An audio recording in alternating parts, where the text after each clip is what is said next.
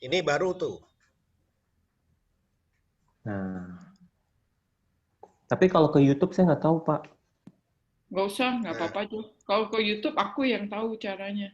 Tapi nggak ada kok, kita nggak pakai. Nggak pakai. Saya sambil pastiin yang lain dulu ya, takut salah link. Iya, iya. Si ini mana?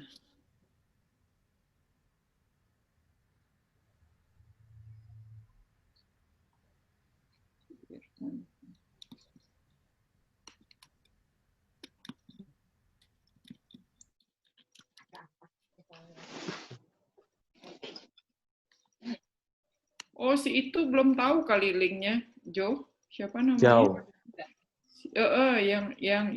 Yang udah ini si Frankie.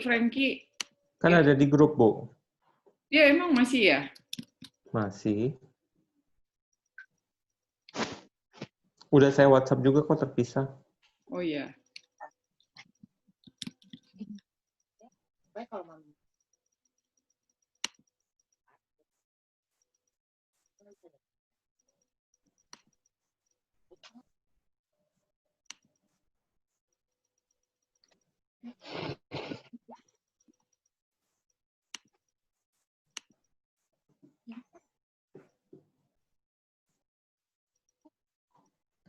Januar. Baru masuk.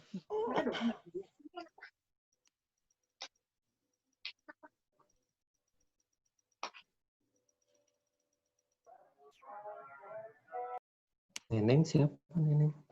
Temanku. Lause. Baru. Enggak. Kayaknya baru lihat nama Neneng. Iya, baru bergabung kali ini.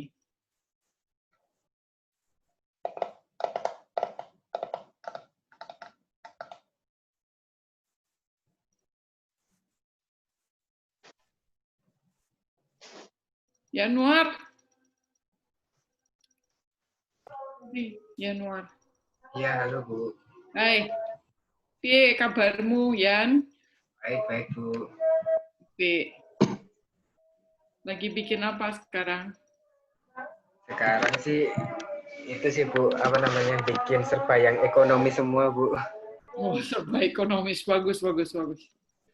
Ya, soalnya itu apa namanya, baru daya belinya kan kurang Bu, jadi harus buat yang murah-murah dulu ini Bu. Biar narik yang narik pembeli. Ya nggak apa-apa. Biar laku ya. Iya Bu. Januar jangan lupa murah tapi jangan murahan ya. Oh iya pasti dong Pak, kualitas tetap terjamin dong. Tetap harus standar Pasti, yang Pak. terjamin. Pasti.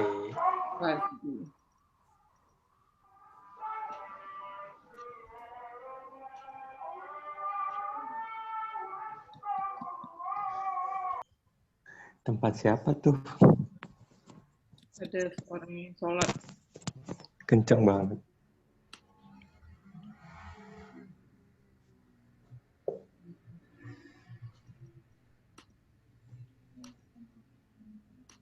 Mulai aja kali ya, Bu? Ya, boleh. Udah jam 9, jam 7 lewat. Iya nih. Ibu udah bisa share screen kan ya? Udah bisa. Bentar.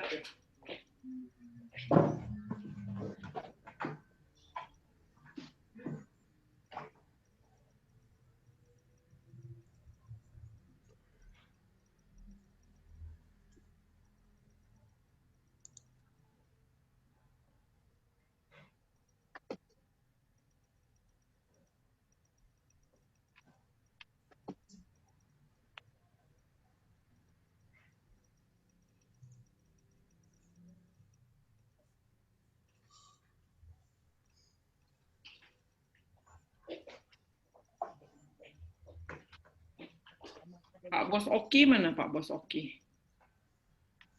Belum pulang kayaknya Bu, masih di kantor ada interview kayaknya. Wah, masa Oki. Udah selesai. Udah. Udah. Ya sudah, kita mulai dulu ya. Kita nyanyi satu lagu ya. Lagu ini tahu nggak? Nah. Besar dan ajaiblah karyamu. Tahu ya? Adil, benarlah jalanmu. Tahu nggak? Kita sama-sama nyanyi lagu ini ya. Saya ambil nadanya ketinggian nggak sih? Besar ajaiblah karyamu. Sudah ya, segitu ya. Nyanyi sama-sama yuk. Kita siapkan hati kita. Kita mau masuk ke dalam Bible class kita malam ini. Kita bagi yang belum di-mute, tolong di-mute. Ini sudah di-record Pak Thomas? Sudah Bu. Sudahkah? Oke. Baik, yuk kita nyanyi sama-sama sambil kita mempersiapkan hati kita ya. Besar, ajaiblah karyamu, adil, benarlah jalanmu, Raja segala bangsa yang maha kuasa, mulia namamu. Sekali lagi, besar dan ajaiblah karyamu. Besar ajaiblah karyamu. Adil benarlah jalanmu. Raja segala bangsa yang maha kuasa,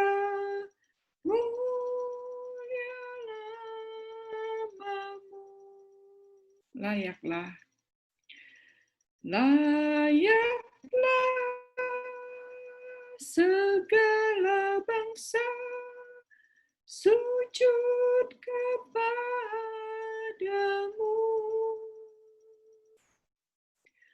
sebab Kau Allah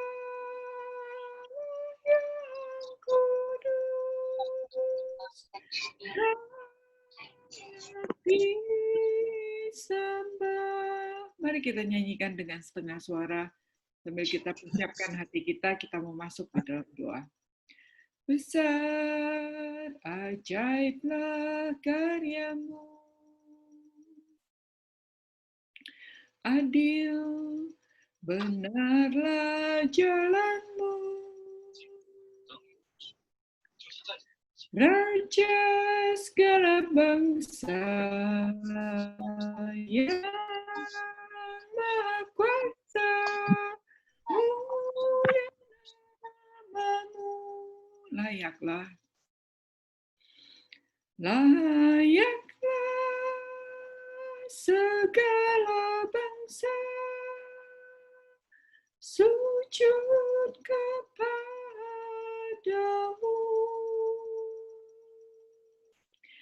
sebab Kau Allah yang kudus, layak disembah, layaklah, layaklah segala bangsa sujud kepadamu,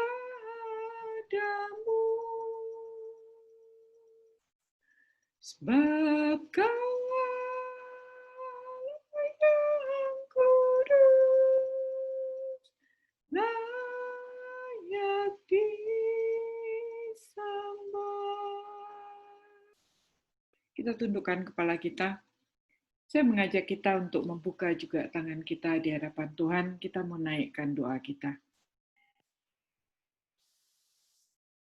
Kami menghadap Engkau, Allah kami satu-satunya, Allah yang menebus hidup kami, dan Allah pemilik hidup kami. Kami bersyukur untuk mengenal Engkau sebagai Allah Tuhan kami, satu-satunya dalam hidup kami. Kami bersyukur untuk orang tua kami yang mengajarkan, yang mungkin sebagian dari kita semua mengenal Tuhan dari orang tua. Kami bersyukur untuk itu. Mungkin sebagian dari kami mengenal Tuhan, dari hamba-hamba Tuhan. Kami bersyukur untuk itu. Atau mungkin sebagian dari kami yang mengenal Tuhan melalui orang-orang lain, teman kami, dan orang-orang yang mengajak kami mengenal Tuhan. Kami bersyukur untuk itu. Terima kasih Tuhan. Kami bersyukur untuk 1 minggu yang telah lewat. Sudah berlalu, kami bersyukur untuk hari kemarin di mana kami boleh beribadah bersama dengan keluarga, ataupun mungkin di antara kami ada yang sudah beribadah di gereja. Kami sungguh bersyukur. Kami sungguh bersyukur Tuhan juga memelihara hidup kami, sehingga kami masih dalam keadaan sehat dan tidak kekurangan suatu apapun. Pada hari ini, pada malam ini kami mau belajar sama-sama, kami masih tidak kekurangan suatu apapun. Terima kasih. Terima kasih untuk rezeki, terima kasih untuk kesehatan, terima kasih untuk makanan, terima kasih untuk kecukupan yang Tuhan berikan kepada kami. Terima kasih Tuhan. Kami juga bersyukur Tuhan untuk pengampunan yang datang dari Tuhan. Kami tahu kami penuh dengan cacat celah, tapi kami tahu Engkau adalah Allah pengampun.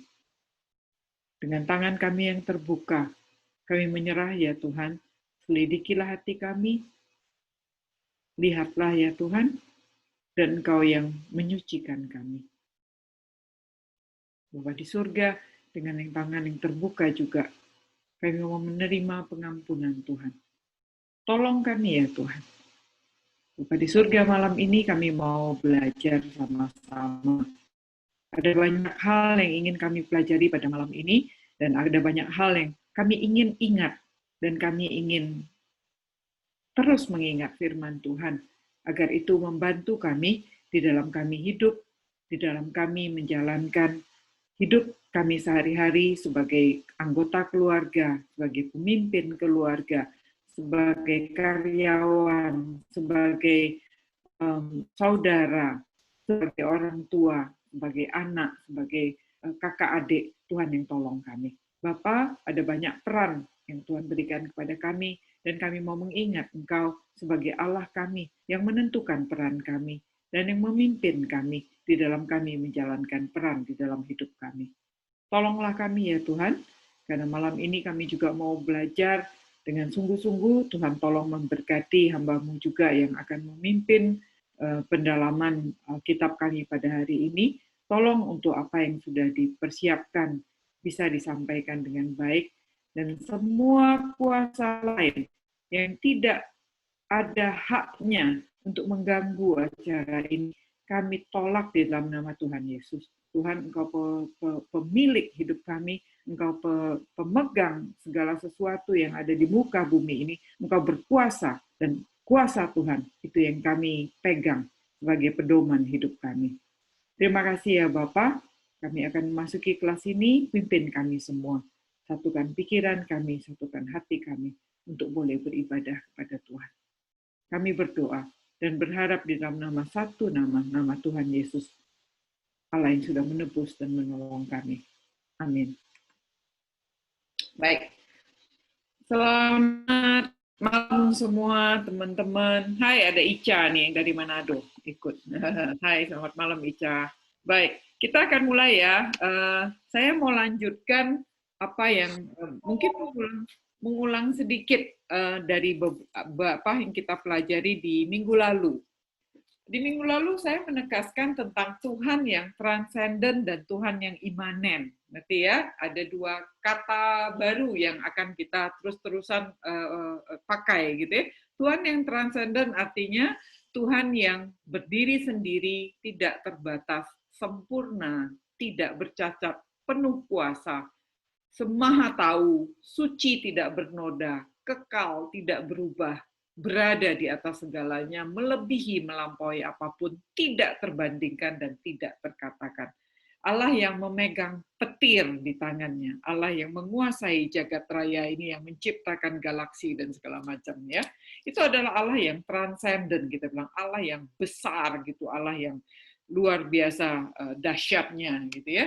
Nah, tetapi Allah yang sama juga adalah Allah yang imanen, Allah yang berinkarnasi menjadi manusia seperti kita. Allah yang sama dengan kita, pernah punya darah dan daging, bisa kepentok sakit gitu ya, punya perasaan yang bikin dia menangis. Allah yang mengalami kemanusiaan itu. Allah yang terlibat dalam hidup ciptaannya. Allah yang berelasi dengan Maria, dengan Marta, dengan Lazarus. Ketika Lazarus meninggal, dia juga menangis. Dia juga mengamuk, marah di bait Allah dan mengusir para penukar uang contohnya. Jadi Allah yang terlibat di dalam hidup ciptaannya. Allah yang mengerti. Dia tahu apa yang dialami oleh Thomas contohnya. Bukan Thomas Becket ya, tapi Thomas muridnya yang meragukan dia. Dia paham dan dia bilang, tusukkan tanganmu di jariku. Dia Allah yang mengerti. Dia Allah yang mendengarkan juga. Dia mengerti keraguan-raguan Petrus. Dia mendengarkan murid-muridnya yang tidak paham dengan perumpamaan-perumpamaan yang dia sampaikan. Dia Allah yang menemani, Allah yang mengajar, Allah yang membimbing. Ya, yang Allah tidak membiarkan murid-muridnya tersesat begitu saja tanpa mengerti. Dia selalu menjelaskan apa yang murid-muridnya tidak ngerti.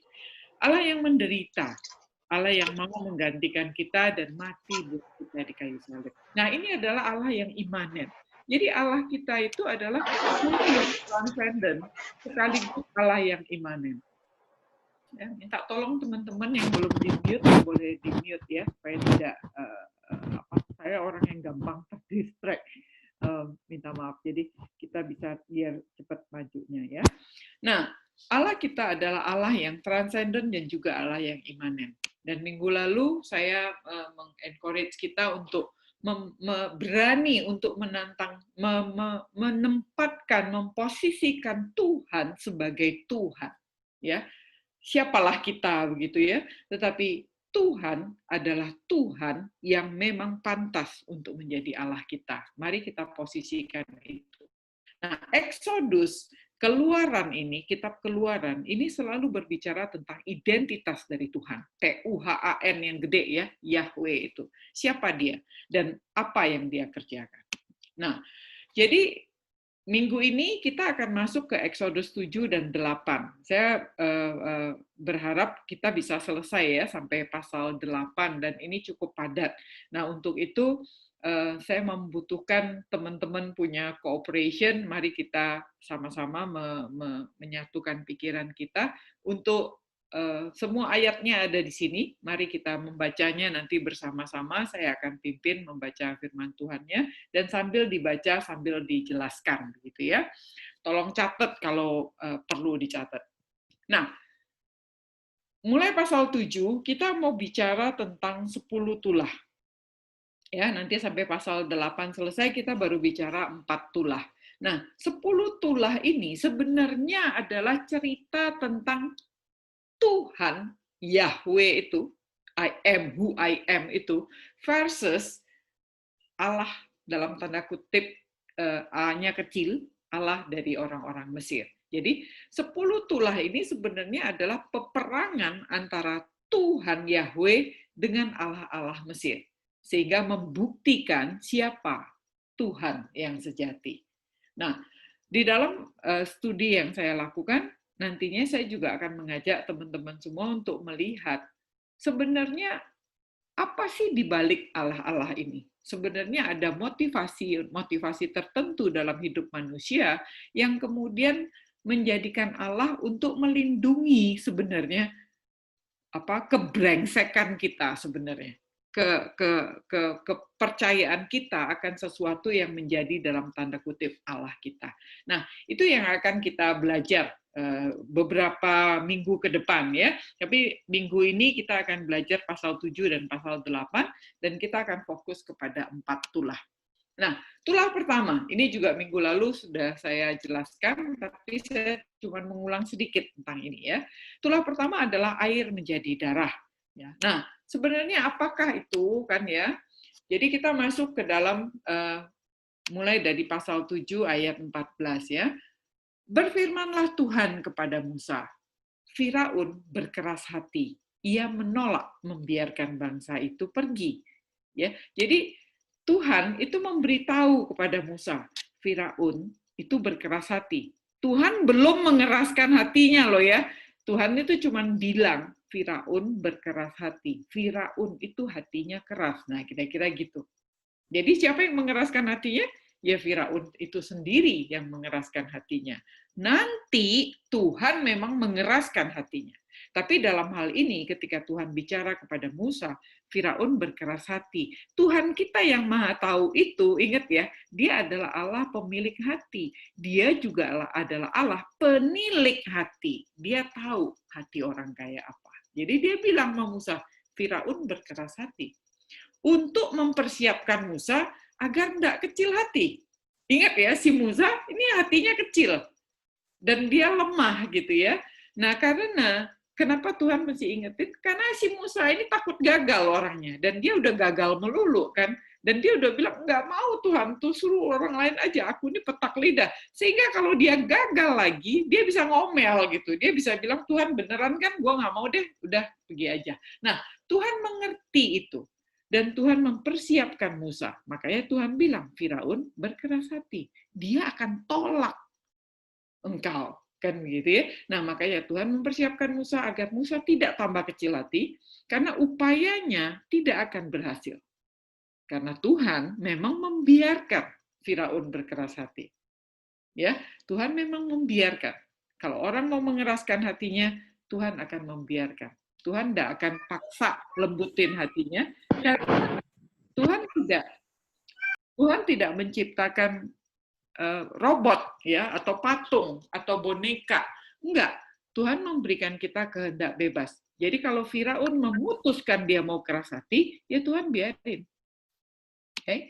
Nah, karena Musa kecil hati kan, dia pernah bilang nih, tetapi Musa berkata di hadapan orang Israel tidak mendengarkan aku, bagaimana mungkin Firaun akan mendengarkan aku? Aku ini seorang yang petah lidah. Makanya Tuhan ingetin dulu, Firaun itu, dia keras hati loh ya, dia nggak akan dengerinnya loh, jadi jangan khawatir, itu bukan salahmu gitu ya. Jadi Tuhan mengerti hati Musa dan memperhatikan keadaannya, traumanya. Ingat, Tuhan adalah Allah pemilik dan penilik hati. Jadi Tuhan itu ngerti banget gitu ya hati kita. Nah, jadi pergilah kepada Firaun pada waktu pagi. Jadi Tuhan menyuruh Musa pergi kepada Firaun pada waktu pagi. Pada waktu biasanya ia keluar ke sungai. Nantikanlah dia di tepi sungai Nil dengan memegang di tanganmu tongkat yang tadinya berubah menjadi ular. Jadi Tuhan tahu loh setiap kebiasaan. Jadi jangan pikir Tuhan nggak tahu loh setiap hal yang kita lakukan. Bahkan minta maaf nih, pergi ke belakang aja nih, buang air besar aja, Tuhan tahu. Nah, orang Yahudi ya, mereka punya bahkan doa pada saat mereka ke belakang, pada saat mereka BAB, ya, itu bahkan mereka punya doa. Why? Kenapa begitu? Karena mereka melihat hidup mereka tuh semuanya Tuhan tahu. Jadi tidak ada yang salah dengan melakukan hal itu. Jadi kita nih hidup tuh memang pengaruh Yunani banyak banget sehingga kita pisah-pisahin. Oh ini kegiatan yang baik, ini kegiatan yang buruk. Oh ini memang pantas berpikir, ini nggak pantas gitu ya. Nah orang Yahudi yang dilatih dalam hukum Taurat ini tidak membedakan seperti itu. Sehingga orang Yahudi punya loh doa pada waktu kita bilang. Nah karena semua kegiatan itu memang Tuhan yang punya gitu ya. Jadi Tuhan tahu setiap kebiasaan, setiap hal yang kita lakukan. Dan Tuhan itu berbicara pada saat yang tepat, yang tidak mungkin tidak dengar. Jadi Tuhan yang atur Musa, pergi pada dia pagi-pagi. Waktu dia keluar dari sungai, artinya dia udah selesai buang hajat gitu ya. Sudah lega, udah pikirannya udah kosong begitu, udah siap untuk mendengarkan firman Tuhan gitu kan. Nantikan dia di tepi sungai. Pegang tongkat. Jadi Tuhan berbicara melalui hambanya itu pada saat yang tepat. Tidak mungkin tidak dengar gitu. Ya. Nah, lalu Tuhan bilang dan katakan kepadanya, Tuhan Yahweh, Allah orang Ibrani, jadi Allah orang Ibrani yang namanya Yahweh telah mengutus aku kepadamu untuk mengatakan, ya. Ini saya kuningkan pesannya karena ini pesan akan berulang-ulang, ya. Biarkan umatku pergi supaya mereka beribadah kepadaku di padang gurun. Itu adalah pesan utama Tuhan kepada Firaun. Biarkan umatku pergi supaya mereka beribadah kepadaku di padang gurun. Meskipun begitu, sampai sekarang engkau tidak mau mendengarkan. Ya. Musa menegaskan, ia adalah utusan Yahweh. Ya. Musa mengulang permintaan Tuhan, biarkan umatku pergi untuk beribadah kepada Tuhan. Ya, itu yang ditekankan sama Musa. Dan Musa mengingatkan, kamu tuh udah keras hati loh Firaun. Lu udah nggak mau dengar, ini udah yang kedua kali loh aku ngomong. Kira-kira begitu ya Musa. Sampai sekarang engkau tidak mau mendengarkan. Ya, itu Musa. Nah, lalu sebab itu beginilah firman Tuhan. Jadi Musa menyampaikan firman Tuhan ya, karena engkau tidak mau mendengar, ini konsekuensinya. Gitu ya. Sebab itu beginilah firman Tuhan.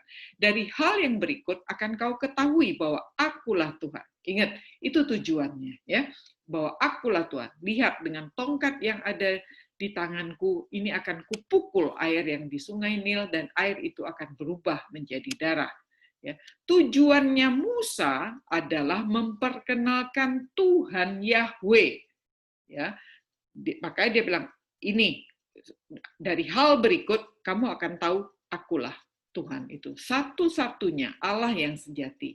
Allah yang berkuasa dan dapat melakukan apa saja yang diinginkannya. Ya.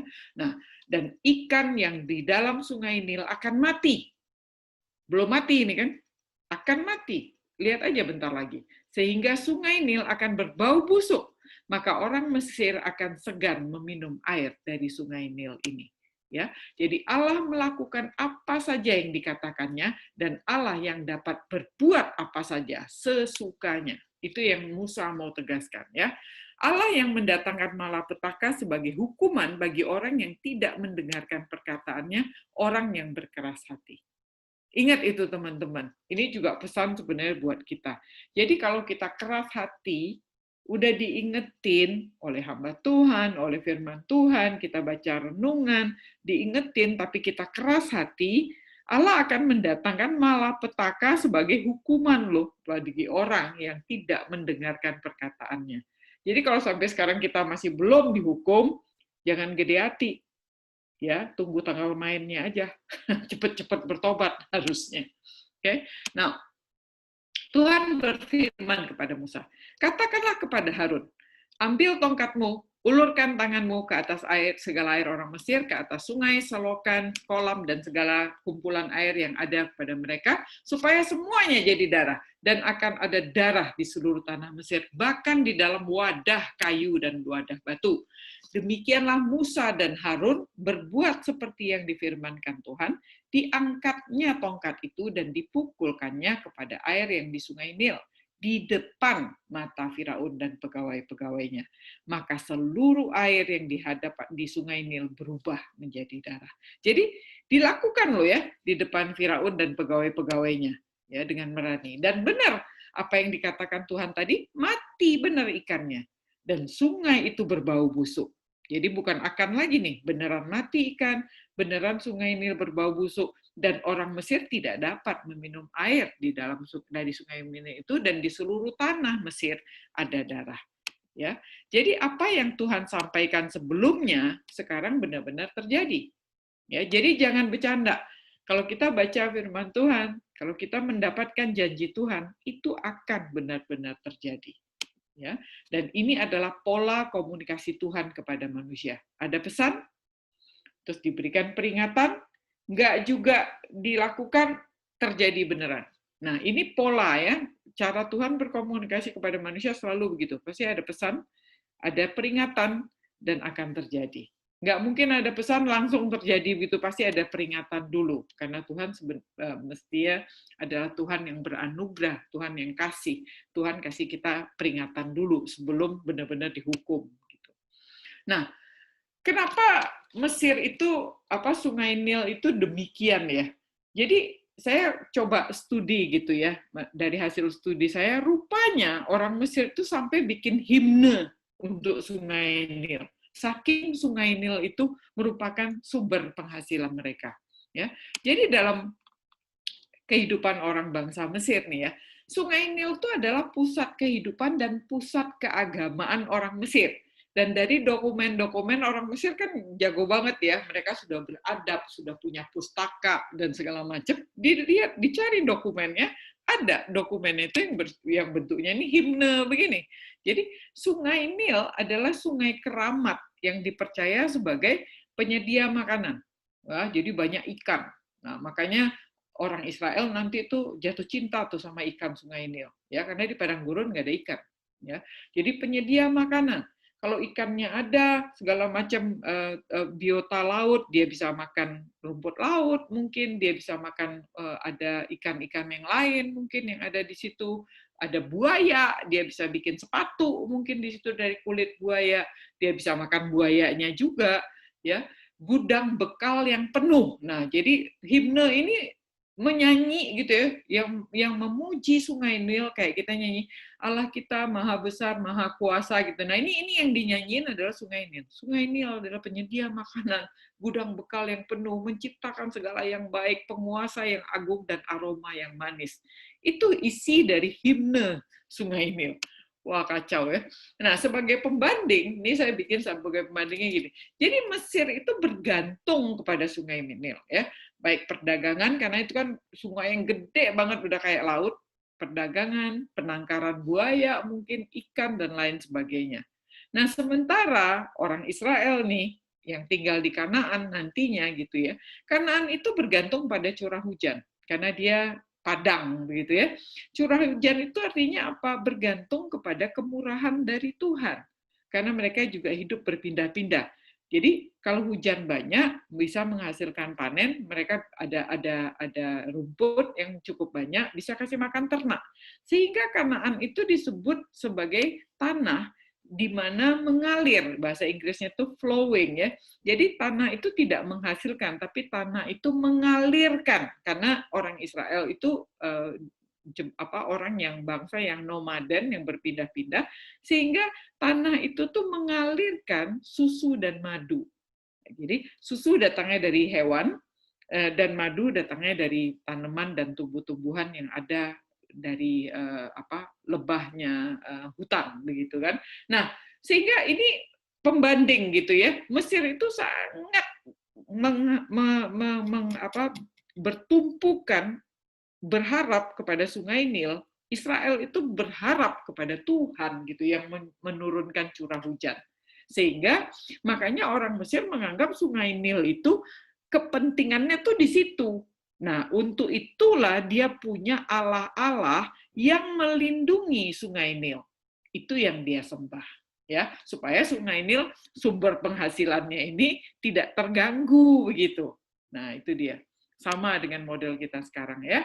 Nah, ini adalah Allah-Allah Sungai Nil. Dari studi yang saya lakukan, ada 3 dewanya Sungai Nil yang ngetop gitu ya. Banyak dewa sebenarnya, tetapi 3 yang paling ngetop adalah Kum, Hapi, dan Osiris. Nah, Kum adalah dewa pelindung Sungai Nil. Dia menguasai seluruh Sungai Nil dan seluruh biota sungainya begitu. Yang kedua adalah Hapi. Hapi adalah rohnya Sungai Nil.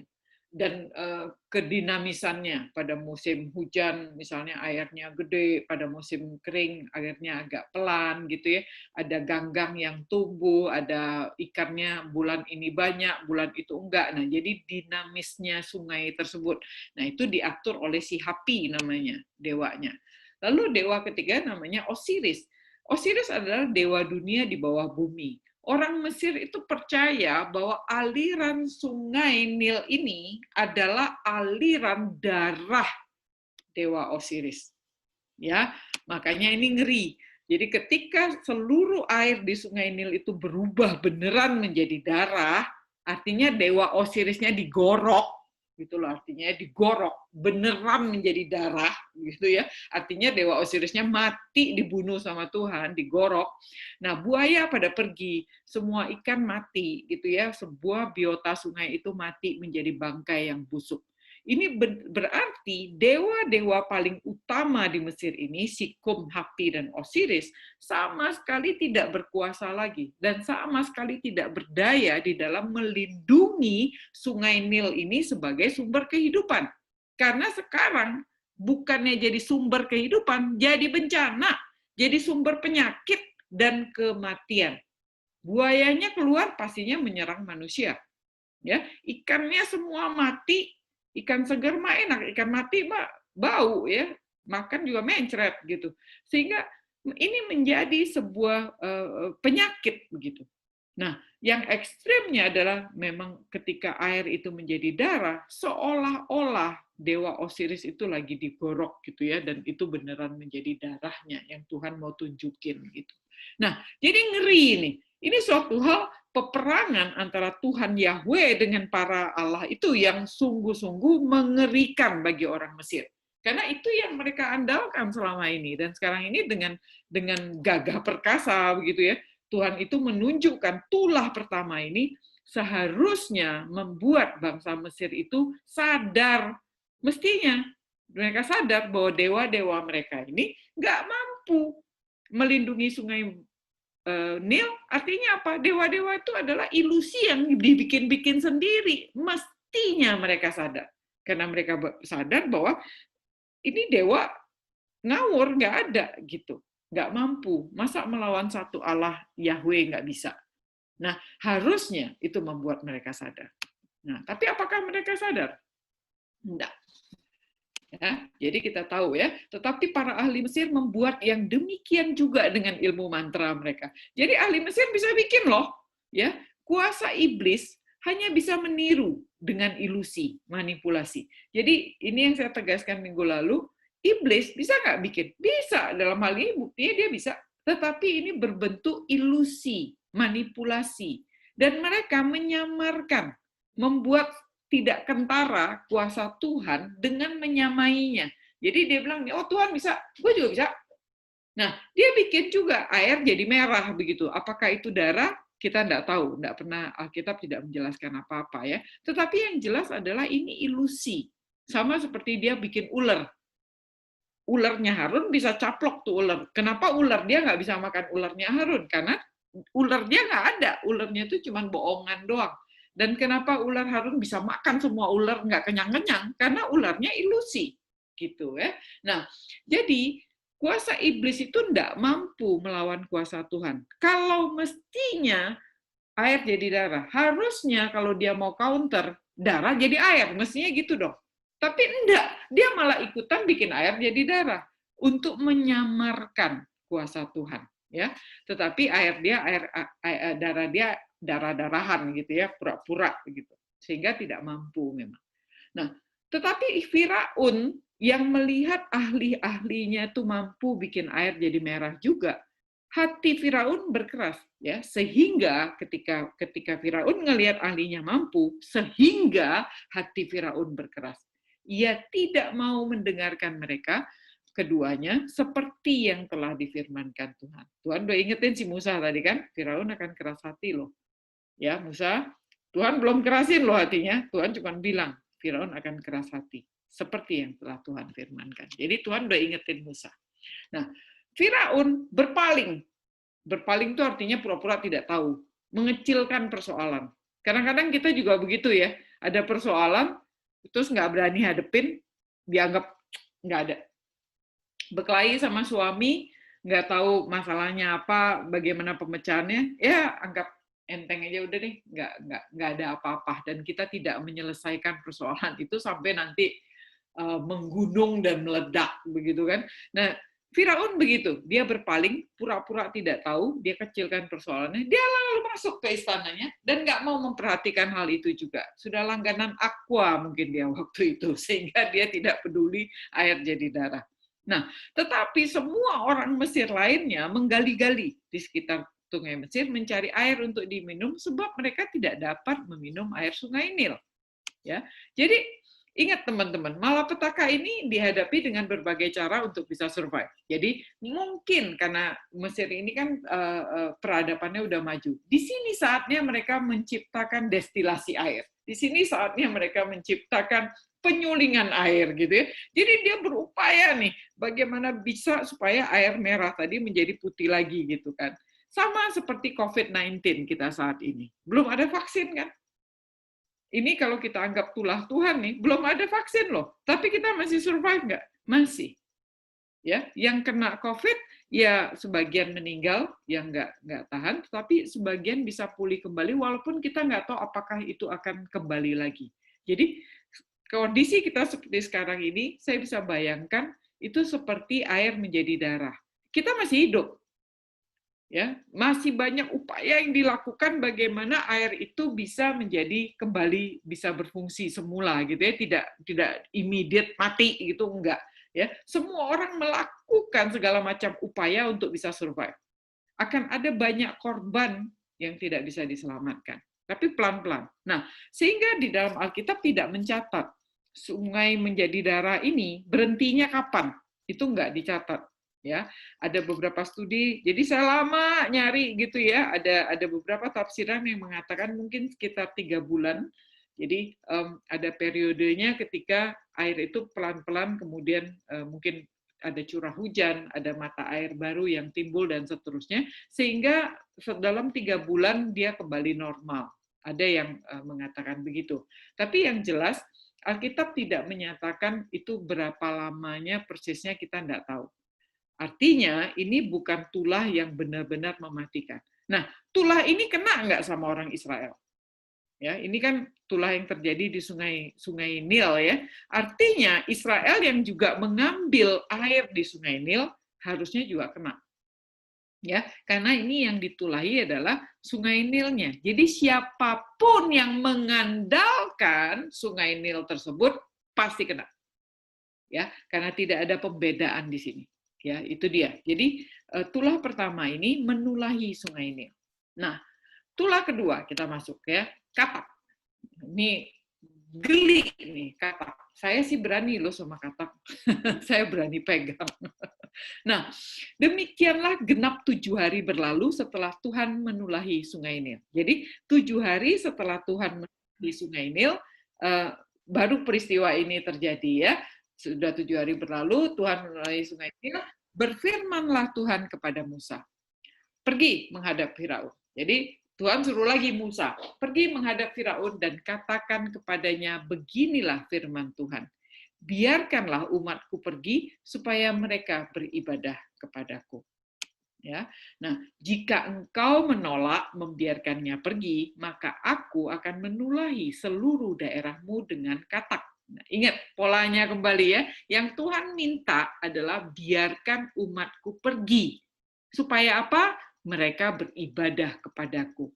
Itu permintaan Tuhan, itu mesti masuk di dalam benak kita. Kita tuh dipanggil keluar untuk apa? Untuk ibadah. Dipanggil keluar untuk beribadah. Dipanggil keluar untuk beribadah. Itu mesti kita ingat. Itu yang Tuhan panggil. Ya, biarkan umatku pergi supaya mereka beribadah kepadaku. Tetapi jika engkau menolak, ya, gue udah minta nih ya, membiarkan mereka pergi, maka ya konsekuensinya, jika kau tolak, ini yang akan terjadi. Aku akan menulahi seluruh daerahmu dengan katak. Ya, katak-katak akan mengeriap di dalam sungai Nil, lalu naik dan masuk ke dalam istanamu dan di dalam kamar tidurmu, ya, sampai ke dalam tempat tidurmu. Itu ditegaskan ya, sampai kamar tidurmu, ya, sampai ke dalam tempat tidurmu, ke dalam rumah pegawai-pegawaimu dan rakyatmu, bahkan ke dalam pembakaran rotimu, serta ke tempat adonanmu. Orang Israel kena nggak? Kena. Ya, karena Israel juga pegawai-pegawainya kan, dan rakyatnya juga kan dalam hal ini. Jadi tulah 1, 2 ini tidak, ini kena semua, ya, nggak ada pembedaan. Jadi kata itu keluar dari sungai Nil, karena sungai Nil itu begitu panjang ya, ingat tanah Goshen itu di utara, di atas, jadi sungai Nil itu panjang sekali, jadi tanah Goshen harusnya orang Israel tempat tinggal juga kena. Nah, kata-kata itu akan naik memanjati engkau, memanjati rakyatmu, dan segala pegawaimu. Nah ya, jadi saya kebayang, katakan banyak banget.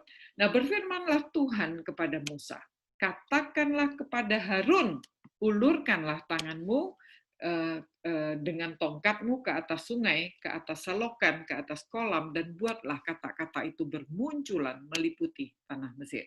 Lalu Harun mengulurkan tangannya ke atas segala air di Mesir, maka bermunculanlah kata-kata itu, lalu menutupi tanah Mesir. Ya. Nah, tetapi para ahli, nah ini ahlinya Mesir bikin lagi. Bisa juga mereka ya bikin, para ahli itu membuat yang demikian juga dengan ilmu-ilmu mantra mereka, sehingga mereka membuat katak-katak bermunculan meliputi tanah Mesir. Nah, ini yang saya mau challenge nih, ya. Teman-teman coba bayangin ya. Jadi kuasa iblis hanya bisa meniru dan kembali dengan ilusi, manipulasi ya. Kenapa saya bilang begitu? Karena memang upayanya iblis adalah menyamarkan kuasa Tuhan dengan menyamainya, ya.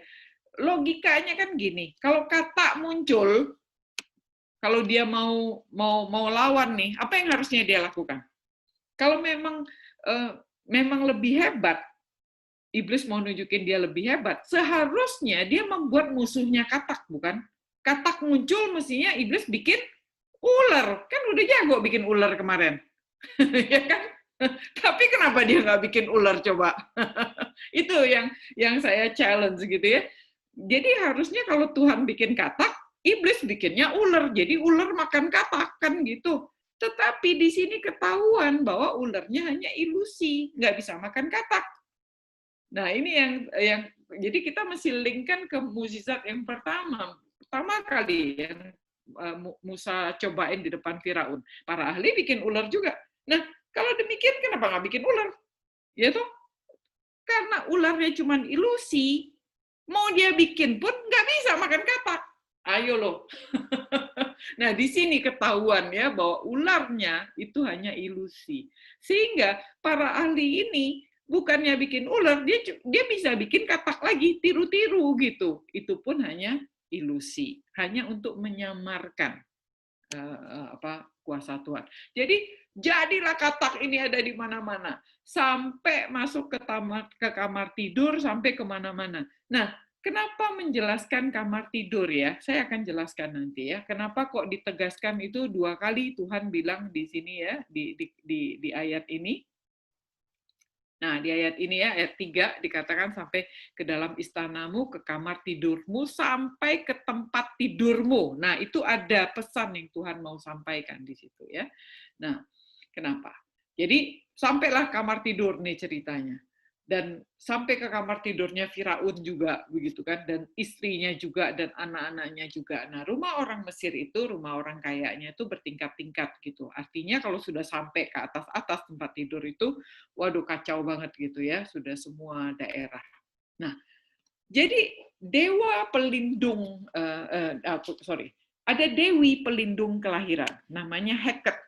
Ya, nah si Heket ini adalah istri dewa Kum tadi, dewanya si Sungai Nil tadi.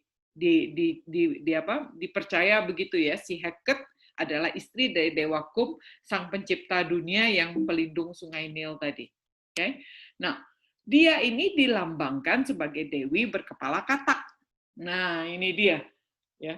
Jadi dia ini mewakili nih seorang dewi berkepala katak. Nah, si dewi ini tugasnya itu adalah melindungi perempuan-perempuan. Jadi perempuan-perempuan Mesir pakai jimat untuk melindungi mereka pada waktu melahirkan. Jadi Heket, ini si Dewi Heket ini adalah simbol untuk berkat dan perlindungan ibu dan anak, memberikan kesehatan rahim, kesuburan dan kesehatan selama mengandung, dan keselamatan dalam melahirkan anak. Jadi dikatakan si Dewi Heket ini yang meniupkan nafas kepada anak. Ya, jadi yang kasih badan si Kum, yang kasih nafas si Heket. Nah, sehingga dikatakan Heket ini seperti dewi untuk pelindung keluarga, ya, pelindung anak beranak seluruh keluarga. Nah, dalam hukum Mesir, membunuh katak bisa dihukum mati. Kenapa? Karena Dewi Heket ini yang berkepala katak ini dianggap pelindung keluarga gitu. Jadi yang kayak apa ya, suatu dewa yang melindungi keluarga dan memberikan kehidupan, nafas kehidupan bagi keluarga tersebut. Sehingga bunuh katak itu bisa dihukum mati di Mesir. Jadi nggak ada yang jualan suike loh ya di Mesir ya, nggak bisa mati semua. Nah, sekarang katak ini ada di seluruh negeri, di dalam setiap rumah, bahkan sampai kamar tidur. Kenapa kamar tidur? Karena disitulah bayi-bayi dilahirkan. Gitu ya. Nah, mengapa sampai dikatakan sampai kamar tidur dan tempat tidur? Untuk ngenyek, ya, untuk mencoreng mukanya si Dewi Heket ini, ya, si Dewi Pelindung ini tidak mampu lagi menahan itu semua dan tidak berfungsi apa-apa karena memang dia tidak ada, dan katak ini menjadi musibah yang menjijikkan dan merusak dan menyengsarakan. Jadi tadinya Dewi Pelindung, orang ngelihat katak itu sebagai sakral begitu ya. Sekarang saking kataknya begitu banyak dan menjijikkan, basah, becek dan seterusnya, menjadi sesuatu yang menjijikkan, merusak dan menyengsarakan. Nah, itu yang mau disampaikan ya. Jadi Firaun kemudian memanggil Musa dan Harun serta berkata, berdoalah kepada Tuhan Yahweh supaya dijauhkannya katak-katak itu daripadaku dan daripada rakyatku. Maka aku akan membiarkan bangsa itu pergi supaya mereka mempersembahkan korban kepada Tuhan Yahweh. Jadi Firaun sekarang begging nih sama Musa. Ya, tadinya mengagung-agungkan katak, sekarang ini aduh saking kataknya banyak banget, dia bilang, Firaun minta, Musa tolong berdoa deh sama Tuhanmu Yahweh itu. Berarti apa? Dia mengakui Yahweh lebih hebat. Dia mengakui Heket lagi nggak berdaya nih. Jangankan atas hidup manusia, mengatur katak aja nggak mampu si Heket. Karena sekarang katak telah merusak kehidupan manusia. Dan si Heket diem aja, nggak ngelakuin apa-apa. Seolah-olah begitu ya. Dan Firaun, nah tolong perhatikan kata ini ya. Firaun minta dijauhkan. Firaun minta dimatikan nggak Heketnya, kataknya? Kagak. Dia minta dijauhkan. Nah, kenapa dia minta dijauhkan? Karena dalam hukum Mesir, orang membunuh katak bisa dihukum mati. Nah, Firaun ini masih percaya dan tidak berani mematikan katak. Itu dia. Ya, coba renungkan sedikit. Jadi dalam hukum Mesir ini, bunuh katak ini hukum mati ini ya. Nah, udah jelas-jelas lihat kataknya nggak berfungsi apa-apa ya si Dewi Heketnya, dan tapi nggak berani kasih mati katak. Artinya dia masih percaya dong, kalau gue matiin cilaka gue nih, bisa kena tulah gue nih, kena kutuk begitu ya. Jadi dia main aman si Firaun ini. Dia sadar Heket nggak berdaya, tapi dia nggak mau ambil resiko, takut kena kutuk. Jadi dia bilang jauh-jauh aja, jangan kasih mati, jauhkan katak-katak itu dari aku dan rakyatku. Aku mulai ngerti bahwa Heket nggak berdaya, tapi jangan dikasih mati, jauh-jauh aja. Ya, gue takut kena kutuk, kira-kira begitu. Sehingga dia mau bilang tuh seolah-olah begini, jangan musnahkan Allahku, tapi aku biarkan kamu pergi ibadah. Pergilah, tapi jangan musnahin Allahku ya, seolah-olah dia mau bilang begitu. Nah ini yang saya mau tantang teman-teman. Sama dengan kita sekarang, saya yakin sebagian dari kita, saya misalnya background-nya Cina keturunan. Orang tua saya tidak beragama dan orang tua saya bukan, tapi saya melihat banyak teman-teman saya tuh yang hidup dengan percaya, kita bilang kayak kertas hu ya, istilahnya yang sebelah kiri ini ya, kertas yang ada tulisan baiknya tuh ditempelin tuh di pintu, ditempelin di mana. Setelah menjadi Kristen pun banyak orang Kristen masih tempel-tempel begituan, bukan? Orang Jawa misalnya kejawen, pegang keris. Setelah menjadi Kristen pun, ini keris nggak dibuang gitu, disimpan. Bahkan ada beberapa rumah yang mungkin masih punya altar. Kita masih punya jimat, pegang inilah, batu cincin lah, apa segala macam. Nah ini sama nih kayak Firaun, yang minta itu dijauhkan, tapi nggak berani putusin, pengecut sebenarnya, dan menjual imannya untuk sesuatu yang dia takut. Jadi ya selagi nggak mengganggu nggak apa-apa lah. Ini banyak sekali saya lihat ya. Misalnya kalau kita, terutama orang meninggal, masuk peti jam berapa, ini jam berapa, tutup jam berapa, itu mesti pakai hitung-hitung tuh segala macam.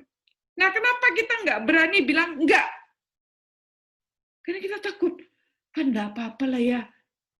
kan nggak ganggu lah ya, udahlah, kan gitu ya. Nah, sekarang saya nanya ya, apa itu berkenan bagi Tuhan? Coba renungkan, apa itu berkenan bagi Tuhan? Apa dia mau kita seperti itu? Dan kita masih percaya hal-hal lain, Allah katak kita ini. Itu hal yang menjijikkan bagi Tuhan. Nah, saya mau mengundang teman-teman, mari kita pikirkan dan mari kita renungkan, dan mungkin malam ini menjadi satu malam di mana kita harus bertobat, dan kalau Anda masih punya barang-barang seperti ini, buanglah dan putuskan itu dalam nama Tuhan, dan jangan ingat-ingat lagi, out, beres urusan, ya. Karena Allah kita bukan adalah Allah yang tidak mau, dia tidak mau diduakan, dan dia tidak bisa toleransi hal-hal seperti ini. Ya, nah mari kita lanjutkan. Nah, sehingga kata Musa kepada Firaun, silahkan Tuanku katakan kepadaku. Ya, makanya ini Musa pinter nih. Nah, Musa udah mulai pinter nih sekarang. Musa itu pinter, saudara-saudara. Saya salah. Musa itu pinter sekali. Jadi Musa bilang sama Firaun, silahkan Tuanku katakan kepadaku bila aku akan berdoa untukmu, untuk pegawaimu, dan untuk rakyatmu, supaya kata-kata itu dilenyapkan daripadamu dan dari rumah-rumahmu dan hanya tinggal di Sungai Nil saja. Jadi, Firaun minta dijauhkan, tapi Musa menyampaikan dilenyapkan dan hanya tinggal di habitatnya Sungai Nil. Ya. Nah, Musa tanya kapan? Kapan kamu bersedia? Dewi katakmu itu tak lenyapkan, begitu ya. Nah, katanya si Firaun, besok. Lalu kata Musa, jadi seperti katamu, supaya Tuhan mengetahui bahwa tidak ada yang seperti Tuhan Yahweh Allah kami. Ingat ya, pesannya cuma satu Allah, tidak ada Allah lain. Ya. Musa menegaskan kepercayaan Mesir kepada Heket adalah sia-sia. Ini yang Musa mau tegaskan. Tunjukin lu ya, kan gitu ya. Makanya jangan percaya pada si Heket. Apa sih kepercayaan kalian itu? Sia-sia, begitu ya. Dewi Katak tidak mampu mengendalikan Katak. Heket itu adalah ilusi semata-mata. Kalian aja yang bikin-bikin, kan begitu, melindungi keluarga. Ya, karena kalian percaya sebenarnya pada dirimu sendiri dan kamu bikin dewanya untuk lindungin keluargamu, kan begitu. Nah, maka kata-kata itu akan dijauhkan daripadamu, dari rumah-rumahmu, dari pegawaimu dan dari rakyatmu, dan hanya akan tinggal di Sungai Nil saja. Nah, saya mau menegaskan tentang tinggal di Sungai Nil ini. Katanya kataknya dimusnahkan, dilenyapkan gitu ya. Nah, yang Musa mau bilang itu adalah katak. Sungai Nil adalah sungai, jadi katak tinggallah di sungai. Begitu yang Musa mau bilang. Gitu.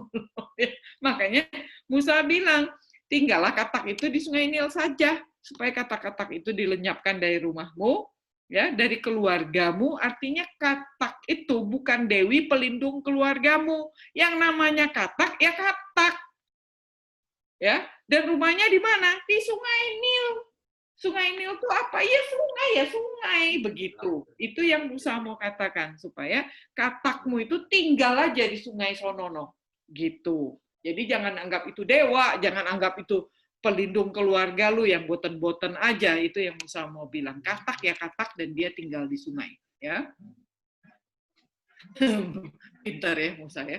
Lalu Musa dan Harun keluar, meninggalkan Firaun, dan Musa berseru kepada Tuhan karena kata-kata yang didatangkannya kepada Firaun. Jadi di sini jelas Alkitab mencatat, ya, Musa mencatat bahwa kata-kata itu didatangkan oleh Tuhan. Jadi Tuhan yang mendatangkan kata-kata itu.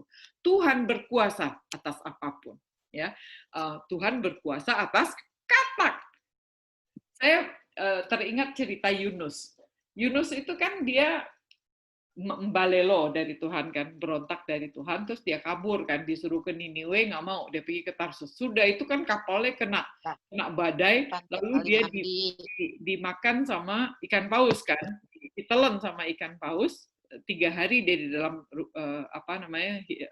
perut ikan paus. Nah, banyak orang debat ini, mana mungkin itu terjadi, dan seterusnya ya. jadi dari satu argumen yang saya baca tuh lucunya gini, kenapa kita berdebat tentang ikan paus telan Yunus, which is ikan paus guadenya minta ampun, sangat memungkinkan bisa menelan manusia dan manusia bisa hidup di perutnya, tapi kita tidak kagum terhadap ulat satu biji yang makan pohon dalam satu hari. Karena kemudian kan nantinya si Yunus kan berlindung di bawah sebuah pohon, dan kemudian Tuhan suruh ulat makan itu pohon, hilang itu pohon, dan si Yunus mengeluh gitu kan. Nah, bayangkan kalau Tuhan bisa suruh ikan paus, Tuhan juga bisa suruh ulat makan itu pohon. Sama, Tuhan yang sama bisa bilang, katak keluar, katak pergi ke situ, katak kembali ke sungai Nil.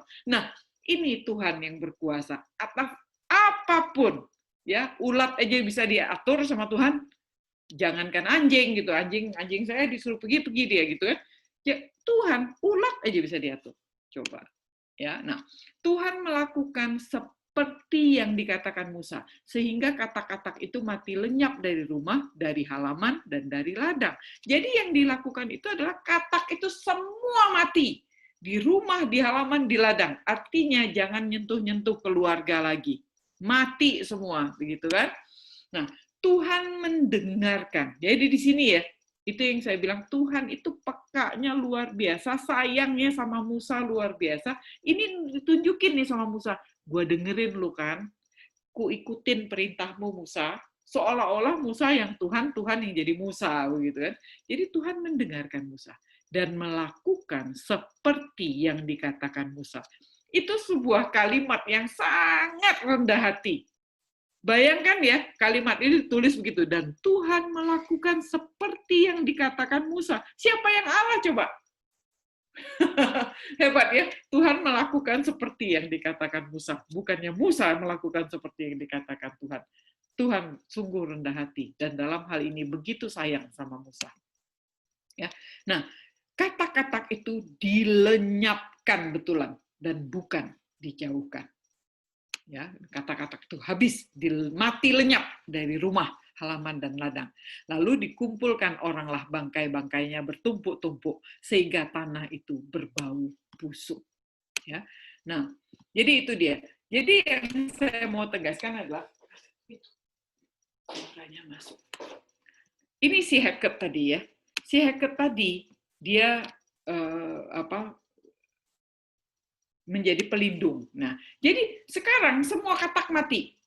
Menunjukkan Dewi Katak tidak bisa mengendalikan katak dan tidak berdaya melindungi bahkan kataknya. Kataknya mati semua, gitu kan? Nah, tulah kedua ini seharusnya kembali membuat bangsa Mesir itu sadar bahwa Dewi Heket itu cuma ilusi. Ya. Mereka itu ingin melindungi keluarga. Nah, untuk melindungi keluarga ini, dia membuat sebuah dewi supaya keluarga ini dilindungi. Tapi itu ilusi yang mereka ciptakan sendiri. Nah, ingat teman-teman, banyak Allah itu tuh kita ciptakan sendiri. Terus kita merasa nyaman dengan Allah yang kita ciptakan sendiri. Itu yang dihancurkan sama Tuhan. Ya. Nah, tulah ketiga. Kita masuk ke dalam tulah ketiga. Tulah ketiga adalah nyamuk. Nah, sebenarnya bukan nyamuk persisnya ya. Itu adalah lice atau gnat atau kutu sebenarnya. Mari kita lihat rame-rame ya. Nah, tetapi ketika Firaun melihat bahwa telah terasa kelegaan, ini dasar Firaun nih kembali. Ia tetap berkeras hati. Jadi bukan Tuhan loh ya yang kerasin hatinya, dia sendiri. Ya, ia tetap berkeras hati dan tidak mau mendengarkan mereka keduanya seperti yang telah difirmankan Tuhan. Ya, Tuhan udah kasih tahu sama Musa, dia akan keras hati loh Musa, dan ini ditunjukin sekali lagi. Begitu katak udah mati semua, udah lega nih kan, udah nggak keinjek katak lagi gitu kan, udah sapu-sapu, udah bau, udah dibakar semua beres. Dia lega kan, udah dia berkeras hati lagi, nggak mau dengerin mereka. Nah, berfirmanlah Tuhan kepada Musa, katakanlah kepada Harun. Nah, kali ini nggak permisi loh, nggak datang lagi kepada Firaun loh, langsung Tuhan bilang sama Musa, katakan kepada Harun, ulurkan tongkatmu, pukul itu ke debu tanah, maka debu itu akan menjadi nyamuk di seluruh tanah Mesir. Menjadi kutu itu tadi, seluruh tanah Mesir. Musa dan Harun tidak menghadap Firaun lagi kali ini. Ya, Tuhan langsung mendatangkan tulah ketiga nyamuk ketika Firaun berkeras hati dan melanggar perkataannya. Dia tadi udah bilang udah boleh pergi kan? Nah, tetapi karena dia langgar, nggak jadi, dipukul sama Tuhan. Nah, jadi lalu mereka berbuat demikian. Harun mengulurkan tangannya dengan tongkatnya, memukul ke debu tanah. Jadi terbang nih debu tanah dan itu jadi nyamuk. Dan nyamuk-nyamuk itu hinggap pada manusia dan binatang. Segala debu tanah menjadi nyamuk di seluruh tanah Mesir. Jadi begitu dia, saya ngebayangin gitu, tupuk gitu ya, ada angin kencang gitu, wuur gitu, jadi debu jadi nyamuk semuanya. Nah, para ahli pun nih, data ahlinya Firaun ya, membuat yang demikian juga dengan ilmu-ilmu mantranya untuk mengadakan nyamuk-nyamuk. Kembali tiru kan, mau tiru lagi nih, bikin nyamuk. Tetapi mereka tidak dapat kali ini. Nggak bisa dia bikin kali ini, ilmu kurang tinggi. Ya, sehingga nyamuk-nyamuk itu hinggap pada manusia dan pada binatang. Ya, karena ini kecil-kecil mungkin, jadi nggak mampu si para ahli melakukannya lagi. Dan demikianlah nyamuk-nyamuk itu hinggap pada manusia dan binatang. Lalu berkatalah para ahli itu kepada Firaun. Ini para ahlinya udah give up. Kasih tahu Firaun, inilah tangan Allah. Dia udah kasih tahu Firaun, itu tangan Allahnya orang Ibrani itu. Ya, tetapi hati Firaun berkeras. Tuhan nggak ngerasin hatinya loh, ini Firaun mengeraskan hatinya sendiri. Dan ia tidak mau mendengarkan mereka seperti yang telah difirmankan Tuhan. Itu berkali-kali Musa mencatat seperti yang difirmankan Tuhan. Karena Tuhan udah ingetin orang ini akan keras hati. Nggak mau dengar. Nah, jadi kutunya tuh kayak gini nih. Jadi kutu yang datang dari tanah gitu ya, bentuknya seperti itu dan dia tuh menggigit gitu ya, dan ada gampang sekali di dalam setiap bulu binatang, manusia semua digigitin semua ya, dari rambut jadi seperti kutu gitu ya. Nah, apa yang terjadi? Jadi kita mesti tahu dewanya orang Mesir namanya Geb, itu dewa bumi. Nah, dewa bumi, bahasa Ibraninya untuk kutu nyamuk tadi itu adalah lalat pasir. Ya, dalam bahasa Ibrani itu arti literally-nya itu adalah lalat pasir. Sehingga serangga ini memang munculnya itu dari tanah. Ya, nah orang Mesir itu menyembah dan mempersembahkan korban untuk dewa Geb. Jadi dewa Geb ini kan dewa bumi nih. Karena apa? Karena orang Mesir itu kan dia menggali bumi, mendapatkan hasil bumi, begitu ya. Jadi dia ciptakan dewa untuk melindungi bumi dan tanah, agar bumi ini menghasilkan seperti yang mereka inginkan. Kembali, saya bandingkan dengan orang Israel yang mengandalkan curah hujan. Mereka tidak mengandalkan bumi, mereka mengandalkan curah hujan. Curah hujan itu datangnya dari Tuhan. Ya gitu. Jadi orang Israel itu berharap kepada Tuhan untuk turunin curah hujan baru bisa terjadi panen gitu. Nah, orang Mesir tidak mengandalkan curah hujan karena dia punya Sungai Nil yang dia andalkan tadi. Dia bikin pengairan untuk memberikan air kepada bumi. Jadi everything itu dia kontrol nih si Mesir ini. Jadi Sungai Nil dikontrol, dijadiin dewa.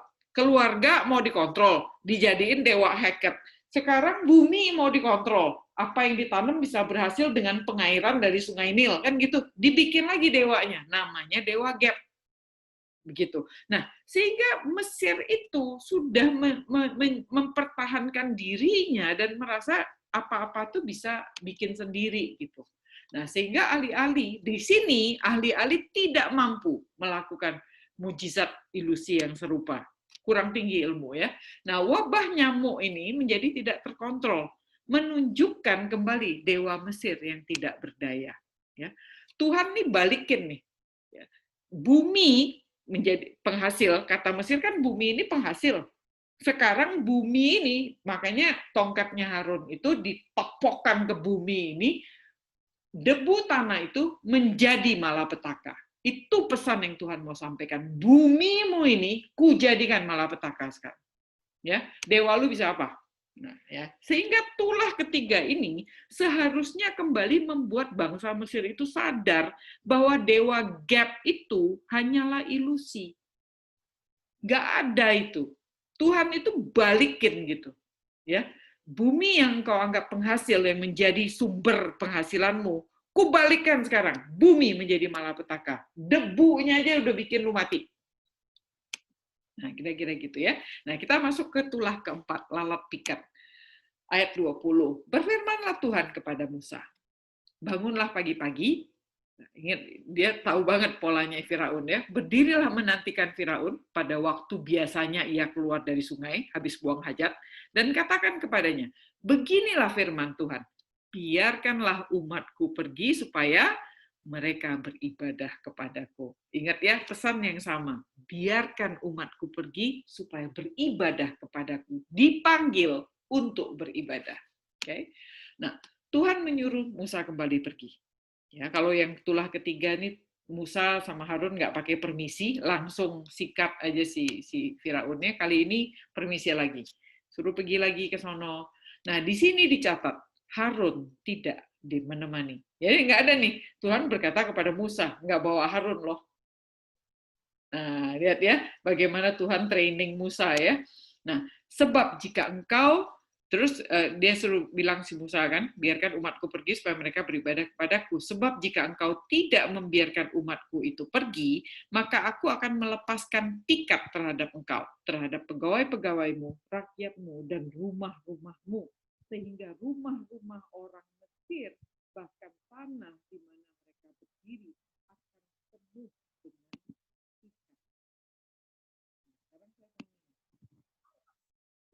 masuk rumah kita, pasti karena jorok ya kan. Kita masak terasi lah, ada baunya yang bikin lalat masuk. Kita makan sesuatu yang basah dan bececeran begitu, biasanya lalat akan datang. Jadi lalat itu datang karena jorok. Ya, dan lalat itu membawa segala macam penyakit karena dia main di jorok melulu. Jadi lalat nggak main di jorok.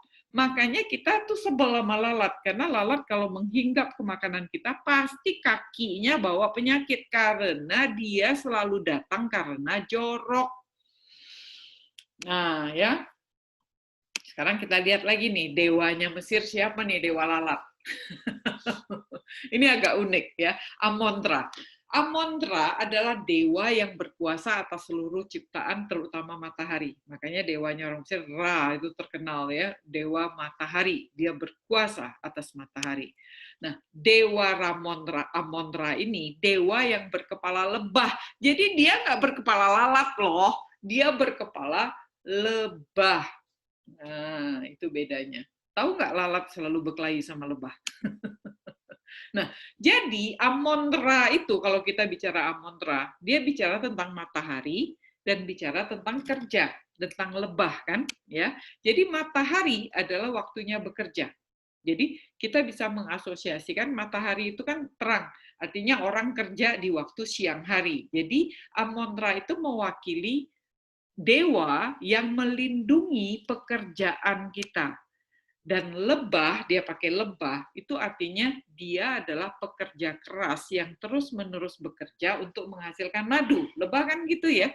Jadi yang disebut dengan Amon-Ra ini adalah dewa yang melindungi pekerjaan dan membuat seluruh pekerja itu harus bekerja keras gitu untuk menghasilkan gitu loh. Nah, itu budaya Mesir tuh seperti itu. Bikin kita kerja. Makanya Firaun bilang ya di pasal 5, aku akan membuat mereka terikat dalam pekerjaan mereka.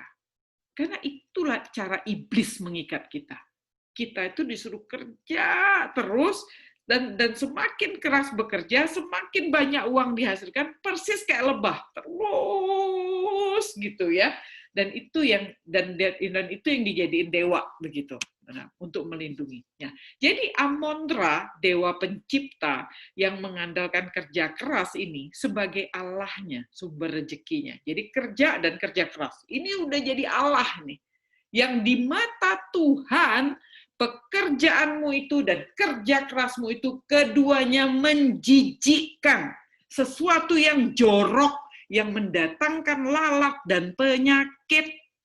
Makanya orang yang kerja keras, orang yang nggak bisa membalance hidupnya, stres, kolesterol tinggi, asam urat, sakit jantung, dan seterusnya. Itu yang iblis kasih ke kita, bukan? Itu harga yang harus kita bayar, bukan? Nah, jadi si Amon-Ra itu begitu, ya. Orang Mesir mendewakan, membuat sebuah dewa untuk melindungi pekerjaannya dan semangat kerja kerasnya. Kedua hal ini di mata Tuhan, kalau lu andelin gitu menjadi Allahmu, itu merupakan kejijikan, sesuatu yang jorok di mata Tuhan, yang akan mendatangkan lalat dan penyakit. Jadi wabah lalat ini menghancurkan Amon-Ra. Ya, nggak ada lagi kerjaan lo itu, nggak ada lagi kerja kerasmu itu. Ya, ditunjukin seperti begitu kira-kira ya. Jadi tulah keempat ini kembali seharusnya membuat bangsa Mesir itu sadar bahwa dewa Amon-Ra ini nggak ada, hanya ilusi. Lu tuh mengandalkan pekerjaanmu dan hasil kerja keras dan semangatmu untuk kerja keras itu.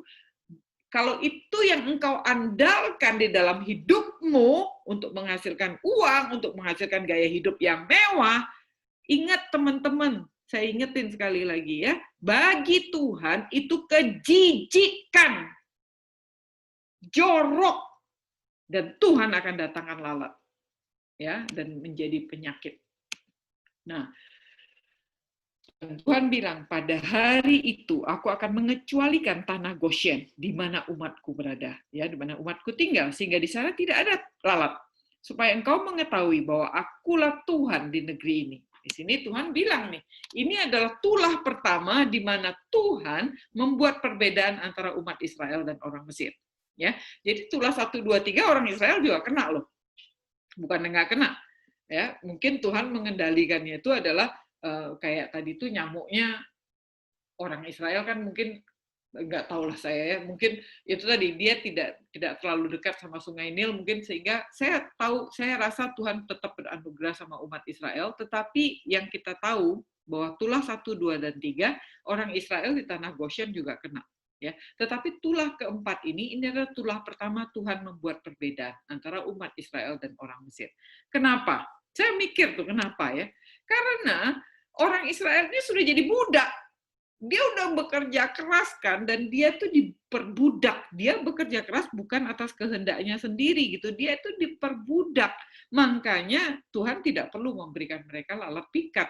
Karena dia udah kerja keras itu bukan lagi untuk mencari duit atau mencari kenyamanan. Dia udah jadi budak, kasihan gitu. Nah, makanya Tuhan tidak hukum mereka. Nah, tanah Goshen tidak terdampak. Karena umat Tuhan sudah bekerja keras atas paksaan, sehingga sebagai budak rodinya orang Mesir kan. Nah, jadi dia tidak menjadikan Allah pekerjaan bagi orang Israel. Ya. Nah, sebab aku akan mengadakan perbedaan antara umatku dan bangsamu, besok tanda mujizat ini akan terjadi. Ya, Tuhan bilang begitu kepada si Firaun ya. Tuhan berbuat demikian, maka datanglah banyak pikat ke dalam istana Firaun dan ke seluruh rumah pegawai-pegawainya dan ke seluruh tanah Mesir. Negeri itu menderita karena pikat tersebut. Jadi ingat, polanya Tuhan adalah sampaikan pesan dulu, bandel, peringatan, beneran dikasih. Ya, nah itu dia. Jadi beneran pikat ikut datang dan seluruh negeri itu menderita karena pikat itu.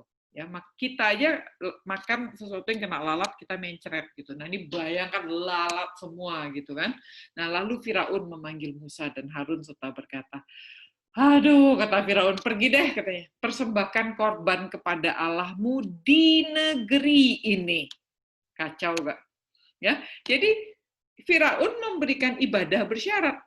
Dia bilang, "Udah pergi deh," gitu ya. Tapi di sini ya. Nah, dia minta di sini saja. Nah, hukum dunia. Nah, ini Firaun ini ya mewakili dunia. Yang Tuhan mau tunjukin pada kita di kitab Keluaran ini. Dunia itu tuh mengelabui kita. Hukum dunia tuh bilang apa? Kalau ibadah cari yang dekat, cari yang cepat, cari yang hemat ongkosnya. Ya, yang efisien dan efektif. Kan begitu. Kalau sekarang kita online gitu ya, saya sama teman-teman sekolah di teologi aja, anak-anak muda nih, jujur dia jawab. Salah satu teman saya jawab begini, aduh ibadah sekarang Ci katanya, online ya, gue nyari yang paling singkat loh katanya.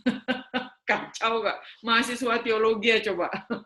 Jadi hukum dunia itu ibadah pun kita syaratin.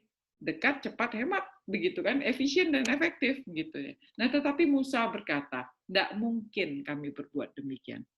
Sebab korban yang akan kami persembahkan kepada Tuhan, Tuhan kan suruh kami keluar untuk menyembah Tuhan kan. Ada korban yang akan kami sampaikan kepada Tuhan Allah kami, itu adalah kekejian bagi orang Mesir. Apabila kami mempersembahkan korban yang menjadi kekejian bagi orang Mesir itu di depan mata mereka, tidakkah mereka akan melempari kami dengan batu? Mengapa korban itu menjadi kekejian bagi orang Mesir? Ingat ya, orang Mesir itu menyembah dewa-dewi yang memakai simbol binatang, bukan? Kita udah ketemu nih, apa tadi? Dari tadi, lebah, katak, belibis, kerbau, ular, kambing, anjing, dan lain sebagainya. Jadi kalau orang Israel nyembahin kambing nih, atau nyembahin domba nih, bisa dilempar sama orang Mesir, karena itu adalah dewanya, bukan? Di hukum persembahan memang tidak ada persembahan katak gitu kan, tidak ada persembahan lebah gitu, tetapi ada persembahan burung, ada persembahan kerbau, ada sapi, ada persembahan kambing, ya itu ada. Nah bagi orang Mesir kalau ngelihat seperti itu bisa dilempar nih orang Israel nih. Jadi Musa bilang nggak bisa. Kalau kita mau pergi ibadah, kita mesti serius. Jangan sampai ada penghalang-penghalang yang membuat kami tidak bisa beribadah. Jadi, ibadah kepada Tuhan itu menuntut totalitas kita. Ya, nggak boleh ada dalam tanda kutip Allah lain yang boleh mengganggu ibadah kepada Tuhan. Nah, ini yang harus coba kita pikirkan ya. Tidak boleh ada Allah lain yang boleh mengganggu ibadah kita kepada Tuhan. Nah, bentuknya apa? Apapun itu. Saya teringat ada satu teman saya yang hobinya tuh pakai bulu mata palsu gitu. Suatu waktu dia datang ke gereja dan bulu mata palsunya itu satu copot gitu kan. Dia nggak jadi ke gereja, tapi pergi ke pasar baru untuk memberesin bulu matanya. Itu mengerikan ya. Nah ini yang seperti itu. Ibadah kita itu kepada Tuhan itu menuntut totalitas. Nggak ada Allah lain. Dalam hal ini bulu mata sudah menjadi Allah lain yang mengganggu ibadah kita kepada Tuhan. Kenapa enggak copotin aja? Kenapa harus begitu ya? Nah, tapi itu satu kenyataan yang ada dalam aplikasi hidup kita sehari-hari. Nah, saya nggak tahu apa Allah Anda, tetapi itu yang harus kita waspada ya. Nah, kami harus pergi ke padang gurun 3 hari perjalanan jauhnya untuk mempersembahkan korban kepada Tuhan Allah kami seperti yang difirmankannya kepada kami. Lalu kata Firaun, baik, aku akan membiarkan kamu pergi untuk mempersembahkan korban kepada Tuhan Allahmu di padang gurun. Hanya jangan kamu pergi terlalu jauh. Masih ngeyel, berdoalah untuk aku. Berdoanya udah minta nih, udah nyerah, artinya udah tobat nih kan, si Firaun kan, doain dong. Aduh, udah kacau nih kan gitu. Tapi nggak mau membiarkan orang pergi beribadah. Ada syaratnya gitu. Jadi Firaun melakukan pemberian bersyarat terus. Nah, kenapa pemberian bersyarat ini menyebalkan gitu ya? Karena pemberian bersyarat itu biasanya datang dari orang yang berkuasa. Ya, yang menunjukkan dia masih punya kuasa, dia pemilik orang Israel, makanya gue kasih lu kalau begitu. Nah, ini menyebalkan di mata Tuhan karena lu bukan siapa-siapa. Lu bukan pemilik umat ini. Kenapa engkau harus mensyaratkan itu? Itu orang Israel bukan budakmu. Ya. Karena sebenarnya orang Israel itu bukan budak kontrak loh. Mereka adalah orang bebas yang menumpang di Mesir, bukan? Jadi orang Israel itu bukan budak karena dikalahin gitu. Negaranya diserang, terus ditawan, terus dia dijadiin budak. Enggak begitu. Orang Israel itu tamu di Mesir, diundang sama Yusuf, datang di Mesir, ya kan? Dia menikmati Mesir. Dia bukan budak. Dia nggak ada kontrak budak di situ. Dia orang bebas yang menumpang di Mesir. Nah, kenyamanan mereka yang harusnya cuma 5 tahun di Mesir membuat mereka terlena. Makan enak jadi tamu nih kan, Yusuf jadi raja pula kan gitu. Kenyamanan mereka membuat mereka terlena dan tinggal di Mesir dan menikmati semua kekayaan Mesir sehingga dia terikat dengan semua kenyamanan ini dan terjerat untuk tinggal dan membayarnya kemudian dengan kerja paksa. Familiar nggak sih dengan kita? Ya, kalau kita udah biasa minum Starbucks nih, nggak mau minum kapal api kan. Kalau kita udah biasa nonton bioskop, apa itu, premier, suruh nonton TV kecil di rumah, yang enggak lah. Ya, kalau kita udah biasa jalan-jalan ke luar negeri, masa ke Jogja, kan gitu. Nah itu dia, kenyamanan membuat setiap kita terlena. Dan kemudian kita terikat dengan kenyamanan ini. Orang Israel udah bisa makan ikan Sungai Nil nih, udah menjadi habit. Sungai Nil banyak pula ikannya kan. Nah sekarang disuruh keluar dari Mesir, ntar dia teringat lagi sama ikan nih. Ya, sehingga dia terikat dengan semua kenyamanan ini dan terjerat untuk tinggal di dalam kenyamanan ini dan berani terpaksa harus bayar kerja paksanya.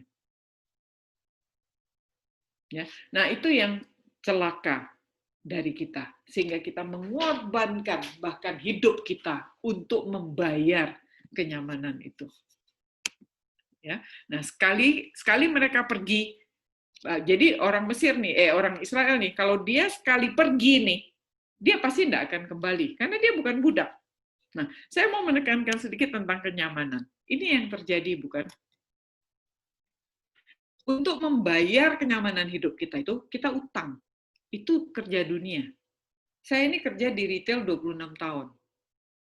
Makanya saya selalu bilang sama teman-teman, saya ini dosanya banyak. Ya, bikin cicilan 0%, bikin orang selalu harus beli. Cicil bisa gampang kok, pakai sekarang entar bayar.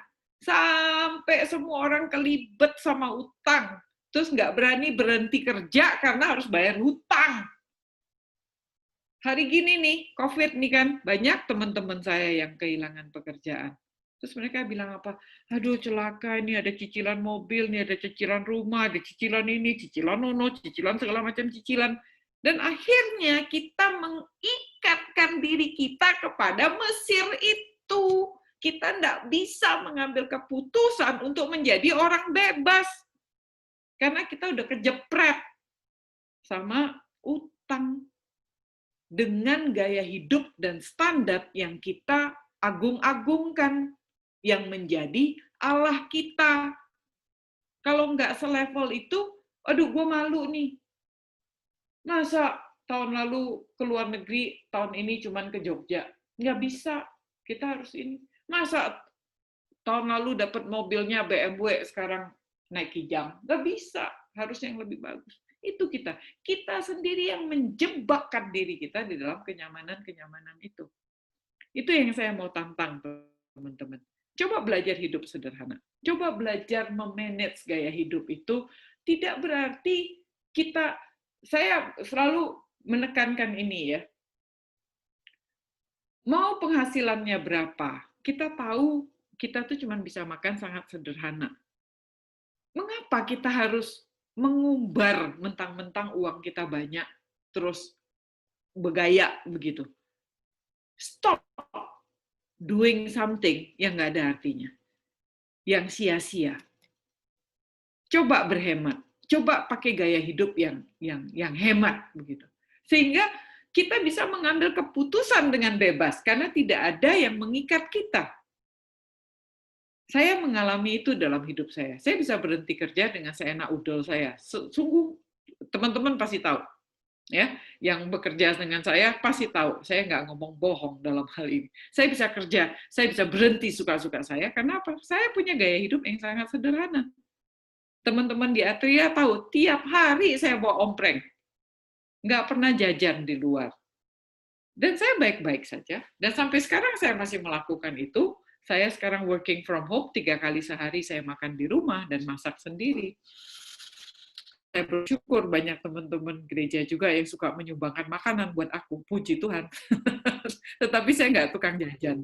Dan saya bisa mengambil keputusan dengan gampang karena hidup saya sederhana. Dan suami saya juga sangat mendukung dan kami berdua hidup sangat sederhana. Dan kami tidak punya hutang, nol. Sedikit pun kami tidak punya hutang. Jadi happy aja gitu ya. Nah, itu yang membuat kita bisa menjadi orang bebas karena kita tidak lagi terikat kepada Mesir kita itu. Nah, ayat 29. Lalu kata Musa, sekarang aku keluar ya, meninggalkan Tuanku, dan aku akan berdoa kepada Tuhan, maka pikat itu akan dijauhkan besok dari Firaun, dari pegawai-pegawainya dan rakyatnya. Hanya janganlah Firaun berlaku curang lagi dengan tidak membiarkan bangsa itu pergi untuk mempersembahkan korban kepada Tuhan. Ya, sesudah itu keluarlah Musa, meninggalkan Firaun, lalu berdoa kepada Tuhan. Dan Tuhan membuat seperti yang dikatakan Musa. Pikat itu dijauhkannya dari Firaun. Dan pegawai-pegawainya dan rakyat-rakyatnya, seekor pun tidak ada yang tinggal. Ya, jadi ini Tuhan nggak lenyapin, nggak dikasih mati, ketek-ketek rontok semua pikatnya, nggak. Ya, Tuhan jauhin aja. Tuhan terbangkan mungkin dengan angin, beres begitu ya. Kenapa nggak dikasih mati? Mungkin juga lalat umurnya pendek. Jadi maksud saya cuma berapa hari juga mati, itu katanya 2 hari mati gitu ya. I don't know. Nah, Alkitab mencatat kali ini hanya Musa yang pergi kali ini tanpa Harun. Hebat ya. Jadi di sini Musa doang loh, nggak ada Harunnya. Nah, artinya Tuhan tuh memberi waktu pada Musa untuk belajar. Jadi kayak naik sepeda, dikasih nih roda pengaman dulu nih ya, belajar naik sepeda. Terus lama-lama roda pengamannya dicopot. Sama, Tuhan ajak biarkan Musa bawa Harun. Sudah tulah yang keempat ini kan, artinya Musa udah belajar gitu. Tuhan biarkan Musa sendiri. Dan Musa bisa. Dan Musa malah jago bicaranya gitu kan. Nah, tapi sekali ini pun Firaun tetap berkeras hati. Ia tidak membiarkan bangsa itu pergi. Jadi siapa yang keras hati? Firaun. Tuhan tidak mengeraskan hatinya. Belum. Ntar Tuhan kerasin hatinya. Tapi sekarang Firaun tetap berkeras hati. Ia tidak membiarkan bangsa itu pergi. Nah, hari ini kita belajar sampai di sini. Apa kesimpulannya? Kesimpulan pertama, Tuhan kita adalah Allah yang transenden dan Allah yang imanen. Ya, jadi Allah kita adalah Allah yang maha kuasa itu, yang transenden itu. Allah itu melihat, Allah itu mendengar, Allah itu mengetahui, Allah itu mengingat, Allah itu turun melepaskan umatnya. Imanen, itu bahasa yang imanen. Allah yang maha kuasa itu masa punya mata sih? Nah, sadar nggak itu? Allah yang maha kuasa itu, dia nggak berbentuk, dia kan kuasa yang luar biasa. Masa dia bisa lihat, bisa dengar, bisa mengetahui, bisa ingat? Nah, kan gitu ya. Itu adalah bahasa imanen. Ya. Jadi walaupun aktivitas Allah itu terdengar seperti manusia, melihat, mendengar, mengetahui, mengingat, tidak berarti Allah itu terbatas seperti manusia. Manusia yang melihat, kadang-kadang bisa nggak lihat kan? Manusia yang mendengar, kadang-kadang bisa nggak dengar. Manusia yang mengetahui, kadang-kadang kita lupa, nggak tahu juga. Mengingat, lupa dari ingatan. Apakah Allah kita begitu? Ya, ketika Allah yang maha kuasa itu memakai istilah aku melihat, aku mendengar. Tidak berarti dia kayak manusia yang bisa lupa, yang bisa budak, yang bisa nggak tahu gitu, atau pura-pura nggak tahu, nggak bisa. Ya, Allah hanya memakai kalimat-kalimat ini untuk menunjukkan bahwa Dia mengerti. Ya, jadi Allah itu tidak memiliki keterbatasan dalam segala hal. Tidak terbatas. Allah itu jasmani, rohani, tidak punya batasan. Hanya pemakaian bahasa seperti aktivitas manusia ingin menyatakan bahwa Allah adalah satu pribadi yang hidup. Kita tuh hanya bisa membayangkan kehidupan itu ketika kita tuh lihat manusia ini hidup, bergerak, begitu kan, melihat, mendengar, merasa, dan seterusnya. Sehingga Allah memakai kata itu untuk menyatakan, aku ini hidup. Allah yang hidup. yang dapat terlibat langsung dalam aktivitas manusia di dalam keterbatasan ruang dan waktu itu. Jadi dalam doa kita di gereja kami lagi benar-benar suami saya ingin Yakub benar-benar mengencourage kita itu untuk mendengar Tuhan, karena Allah kita adalah Allah yang hidup, bukan Allah yang mati. Kita doang yang ngomong gitu ya, terus Tuhan diem aja gitu. Nah, apakah pernah di dalam doa kita itu sadar bahwa ini lagi ngobrol? Kalau ngobrol, ya diem toh ya. Biarkan Tuhan yang ngomong, supaya kita bisa dengar. Karena dia adalah Allah yang hidup, pastinya dia bicara. Gak mungkin dia diam aja, karena dia bukan patung. Nah, kalau teman-teman belum pernah mendengarkan Tuhan, saya benar-benar mengajak, ketika Anda berdoa, duduk diam, dan benar-benar coba bayangkan dulu. Makanya Tuhan memakai kata-kata manusia, melihat, mendengar, mengetahui, mengingat, gitu ya. Membayangkan sosok Allah itu ada gitu di depan kita, dan bagaimana kita itu berkomunikasi dengan Tuhan. Tidak ada salahnya kita membayangkan seperti itu. Untuk merasakan bahwa Allah kita tuh hidup. Saya pribadi kalau berdoa tuh suka merasa tiba-tiba tuh hatinya tuh panas gitu ya. Tiba-tiba bisa terharu luar biasa. Dan saya yakin itu Tuhan bicara kepada saya. Ada kepekaan yang kita mesti minta dan begging sama Tuhan, Lord, talk to me gitu, bicara padaku gitu. Ya. Nah, itu dia. Jadi Tuhan adalah Allah yang transcendent, juga Allah yang imanen. Allah yang besar itu Allah yang ngertiin kita. Jadi di dalam doamu belajar sekarang untuk melihat Tuhan itu imanen. Allah yang dekat. Tetapi jangan semena-mena, karena Allah itu adalah Allah yang transcendent. Ya, itu di dalam satu pribadi. Itu hebatnya Tuhan kita. Nah, itu kesimpulan pertama. Kesimpulan kedua kita adalah Tuhan Yahweh itu adalah Allah yang sejati. Allah yang kita bicarakan di dalam 4 tulah ini, itu adalah Allah yang sama yang kita sembah sekarang ini. Itu bukan Allah yang berbeda. Itu Allah yang sama yang namanya Yahweh. Ya, jadi orang Mesir dia percaya pada alam, makanya Sungai Nil, bumi kan gitu, dan pada dirinya sendiri, pada manusia. Itu yang dia percaya sebenarnya kalau kita lihat dalamnya ya. Makanya dia percaya pada Sungai Nil. Dia percaya Sungai Nil itu pembawa rezeki. Nah, untuk menjaga Sungai Nil ini dibikin dewa. Ya, lu apa-apain Sungai Nil nih dewa hancurin lu. Kan gitu supaya semua orang menjaga Sungai Nil. Nggak ngapa-ngapain gitu loh, karena ada dewanya. Nah, dewa yang dibikin-bikin ini, yang saya bilang ilusi tadi, untuk menjaga Sungai Nil. Jadi yang dia percaya sebenarnya Sungai Nil. Sungai ini jangan diapa-apain, pokoknya ini penghasilan kita di sini, ini sumber rezeki kita di sini, ikan dapat di sini, krokodil dapat di sini, segala macam. Sungai Nil, ini adalah penghasilan rezeki kita, sumber pengharapan kita. Ada dewa. 3 pula jagain Sungai Nil. Kan gitu. Nah, lalu yang mereka merasa lagi percaya kedua adalah keluarga. Ya, keluarga, keturunan keluarga. Rasnya orang Mesir tuh rasnya orang yang hebat. Dia punya bakat pinter, makanya mereka punya pustaka segala macam kan, dan warisan yang ada di dalam keluarga. Itu sudah menjadi Allahnya. Ya, mereka percaya kepada keluarga ini. Makanya Firaun menjadi Allah juga, kan percaya kepada manusia ini dan kepada keluarga dan keturunannya, kan begitu. Makanya dia bikin nih Dewi Katak si Heket tadi untuk melindungi keluarga ini, ya, keluarga anak beranak pinak ini. Saya tanya sekarang, dalam hidup kita sehari-hari, sama kan? Banyak di antara kita yang menjadikan orang tua kita sumber penghasilan kita, ya kan? Satu konglomerat mewariskan kepada anak-anaknya dan memastikan semua anak-anaknya punya perusahaan satu-satu, pasti bisa survive, kan begitu? Harta keturunan 7 turunan, nah dikatakan begitu. Sama bukan sama orang Mesir? Sama. Ya. Nah yang ketiga adalah bumi.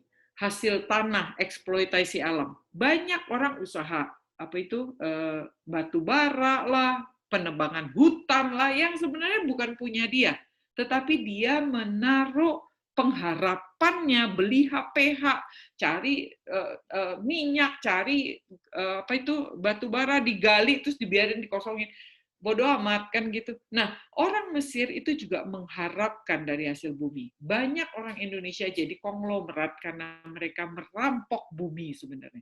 Nah, untuk itu mereka ciptakan sebuah dewa lagi, dewa Geb, untuk melindungi harta kekayaan yang diambil dari bumi ini.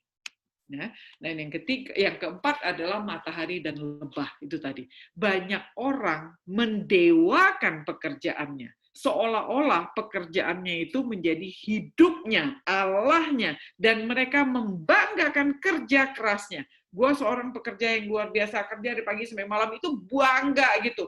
Hancurin keluarga, hancurin kesehatan, hancurin segala macam, nggak peduli. Pokoknya jadi direktur, pokoknya jadi CEO, pokoknya pabrik nambah satu lagi, pokoknya, dan seterusnya. Kita nggak sadar bahwa kita persis kayak orang Mesir.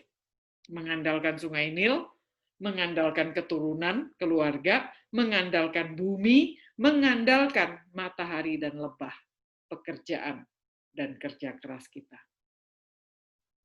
4 bagian ini dibikin dewa masing-masing sama orang Mesir, bukan?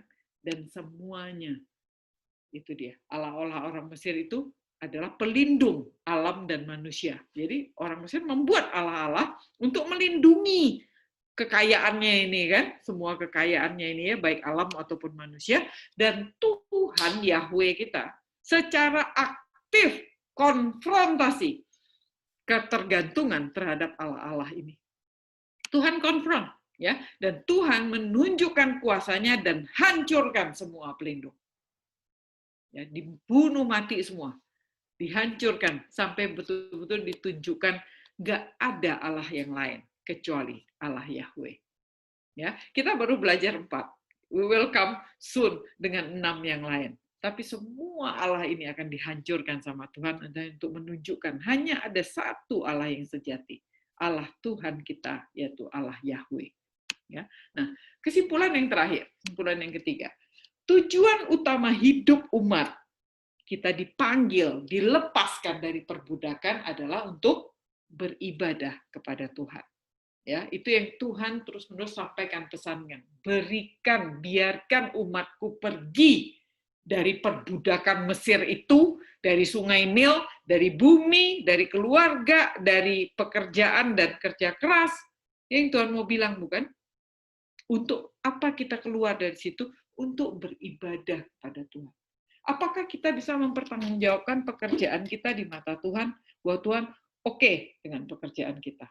Apakah kita bisa mempertanggungjawabkan kerja keras kita di hadapan Tuhan, dan Tuhan bilang, baik, engkau hambaku yang baik. Apakah kita sudah mengelola bumi kita dengan baik? Apakah kita sudah bisa mempertanggungjawabkan keluarga kita di hadapan Tuhan? Jangan-jangan anak kita udah jadi Allah. Jangan-jangan orang tua kita udah jadi Allah. Jangan-jangan suami kita udah jadi Allah, lebih dari Allah.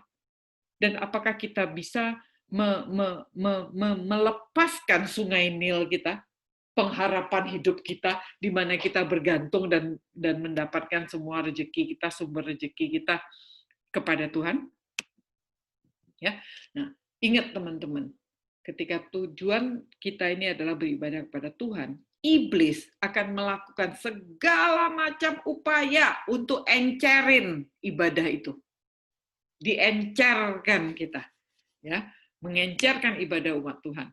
Ya, dia bilang begini, ingat waktu di pasal 5 juga Firaun bilang, itu pekerjaanmu Musa pergi ibadah. Lu jangan bawa-bawa ini orang Israel ya. Orang Israel ini bekerja, tahu, produktif ini, tahu nggak, menghasilkan bata-bata. Jumlahnya banyak, jangan kasih jerami lagi. Begitu bukan yang Firaun katakan? Urusan ibadah, urusan hamba Tuhan. Engkau sama Harun pergi sono, pergi ibadah. Nah, itu upaya iblis ya. Jadi ibadah itu adalah pekerjaan hamba Tuhan. Ibadah itu adalah pekerjaan yang sia-sia, nggak produktif.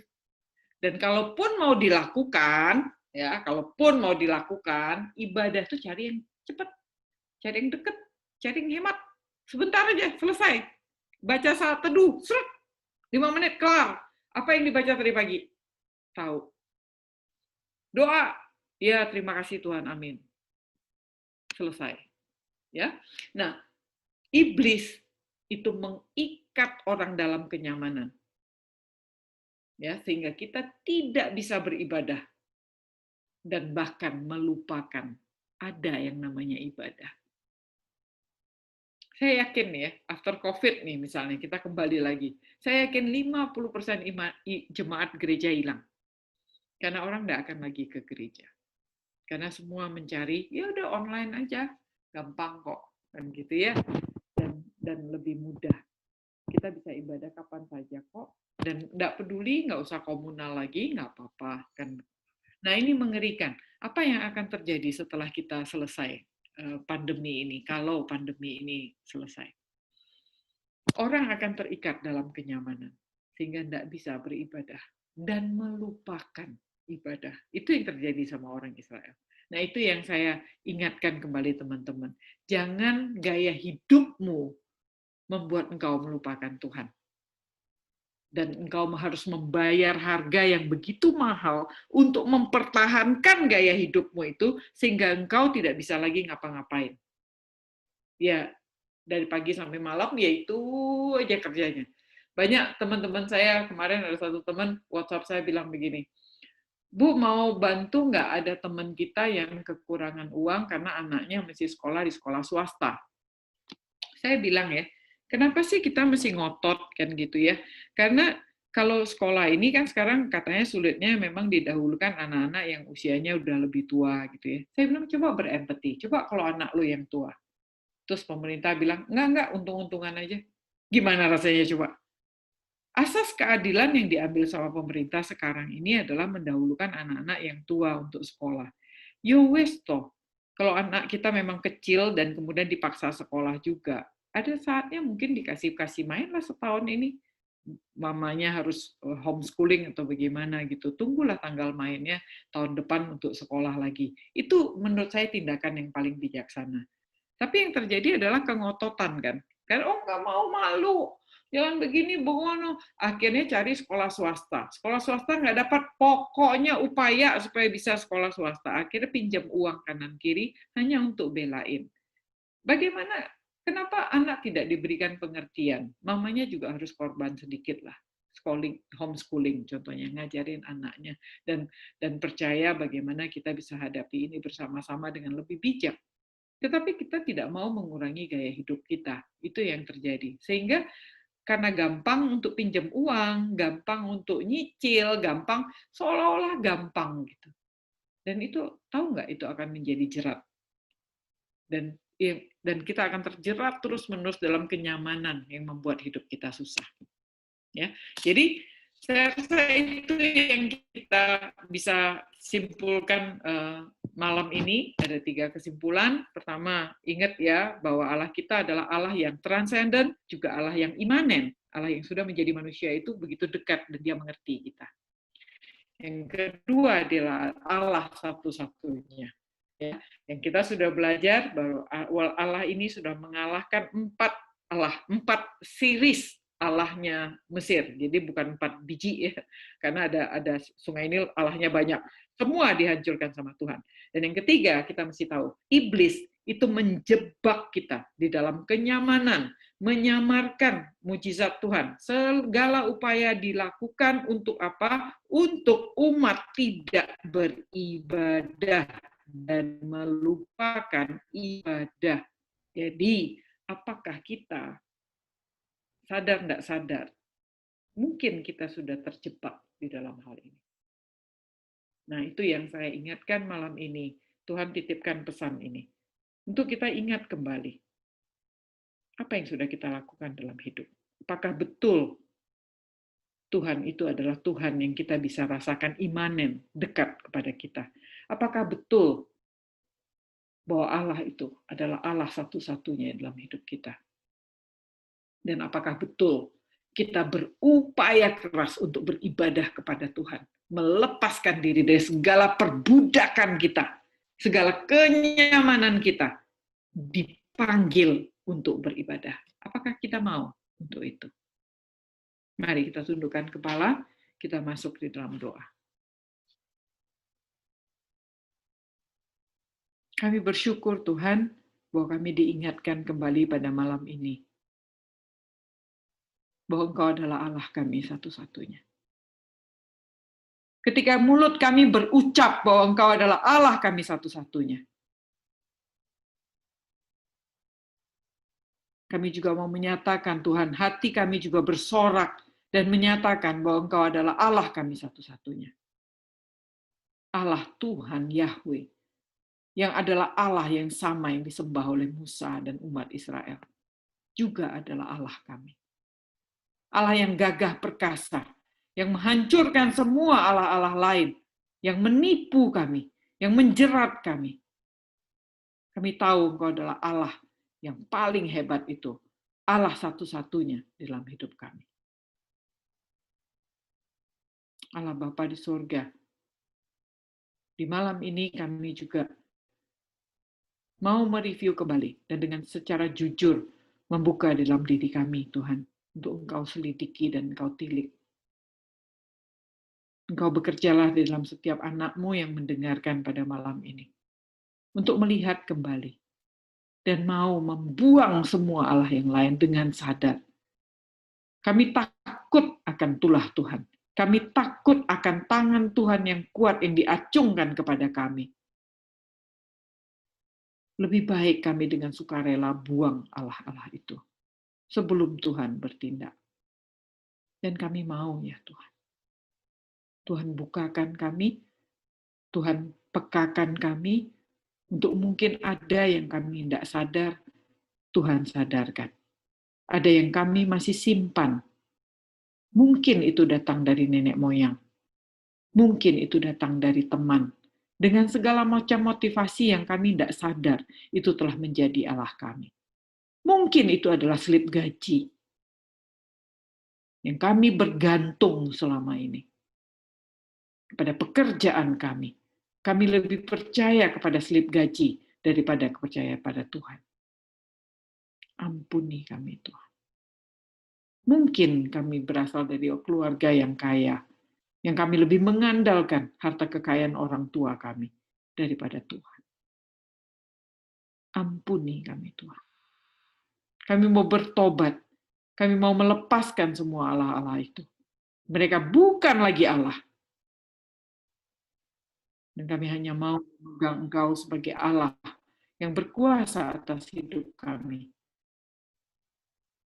Allah satu-satunya di dalam hidup kami. Tolong kami Tuhan, tolong kami. Pekakan kami dan berikan kami hati yang setia, hati yang menurut, hati yang mau menyembah Tuhan. Hanya Engkau saja. Terima kasih ya Bapak. Terima kasih untuk malam ini. Terima kasih untuk kelas kami malam ini, di mana kami boleh belajar bersama-sama. Tuhan ingatkan kami. Dan Tuhan yang satukan hati kami, sehingga kami boleh lagi belajar di minggu depan. Terima kasih Bapak, kami serahkan sisa malam ini dan juga 1 minggu ke depan di dalam tangan Tuhan. Sertai kami. Hanya dalam nama Tuhan Yesus kami berdoa. Amin. Amin. Amin. Terima Amin. kasih Bu Selamat Evelyn. malam Terima kasih Bu Angel. Ya. Terima kasih Bu Eng. Masih. Oke. Amin semua. Thank you Bu Angelin. Thank you. Terima kasih Bu. Sampai ketemu ya minggu depan. See you Bye. next week. Ketemu Ibu Angel. Thank you Bu. Ya. Thank you sama-sama. See you semua. Yuk. Ya. Thank you Lukas. Dia change. Gelap banget.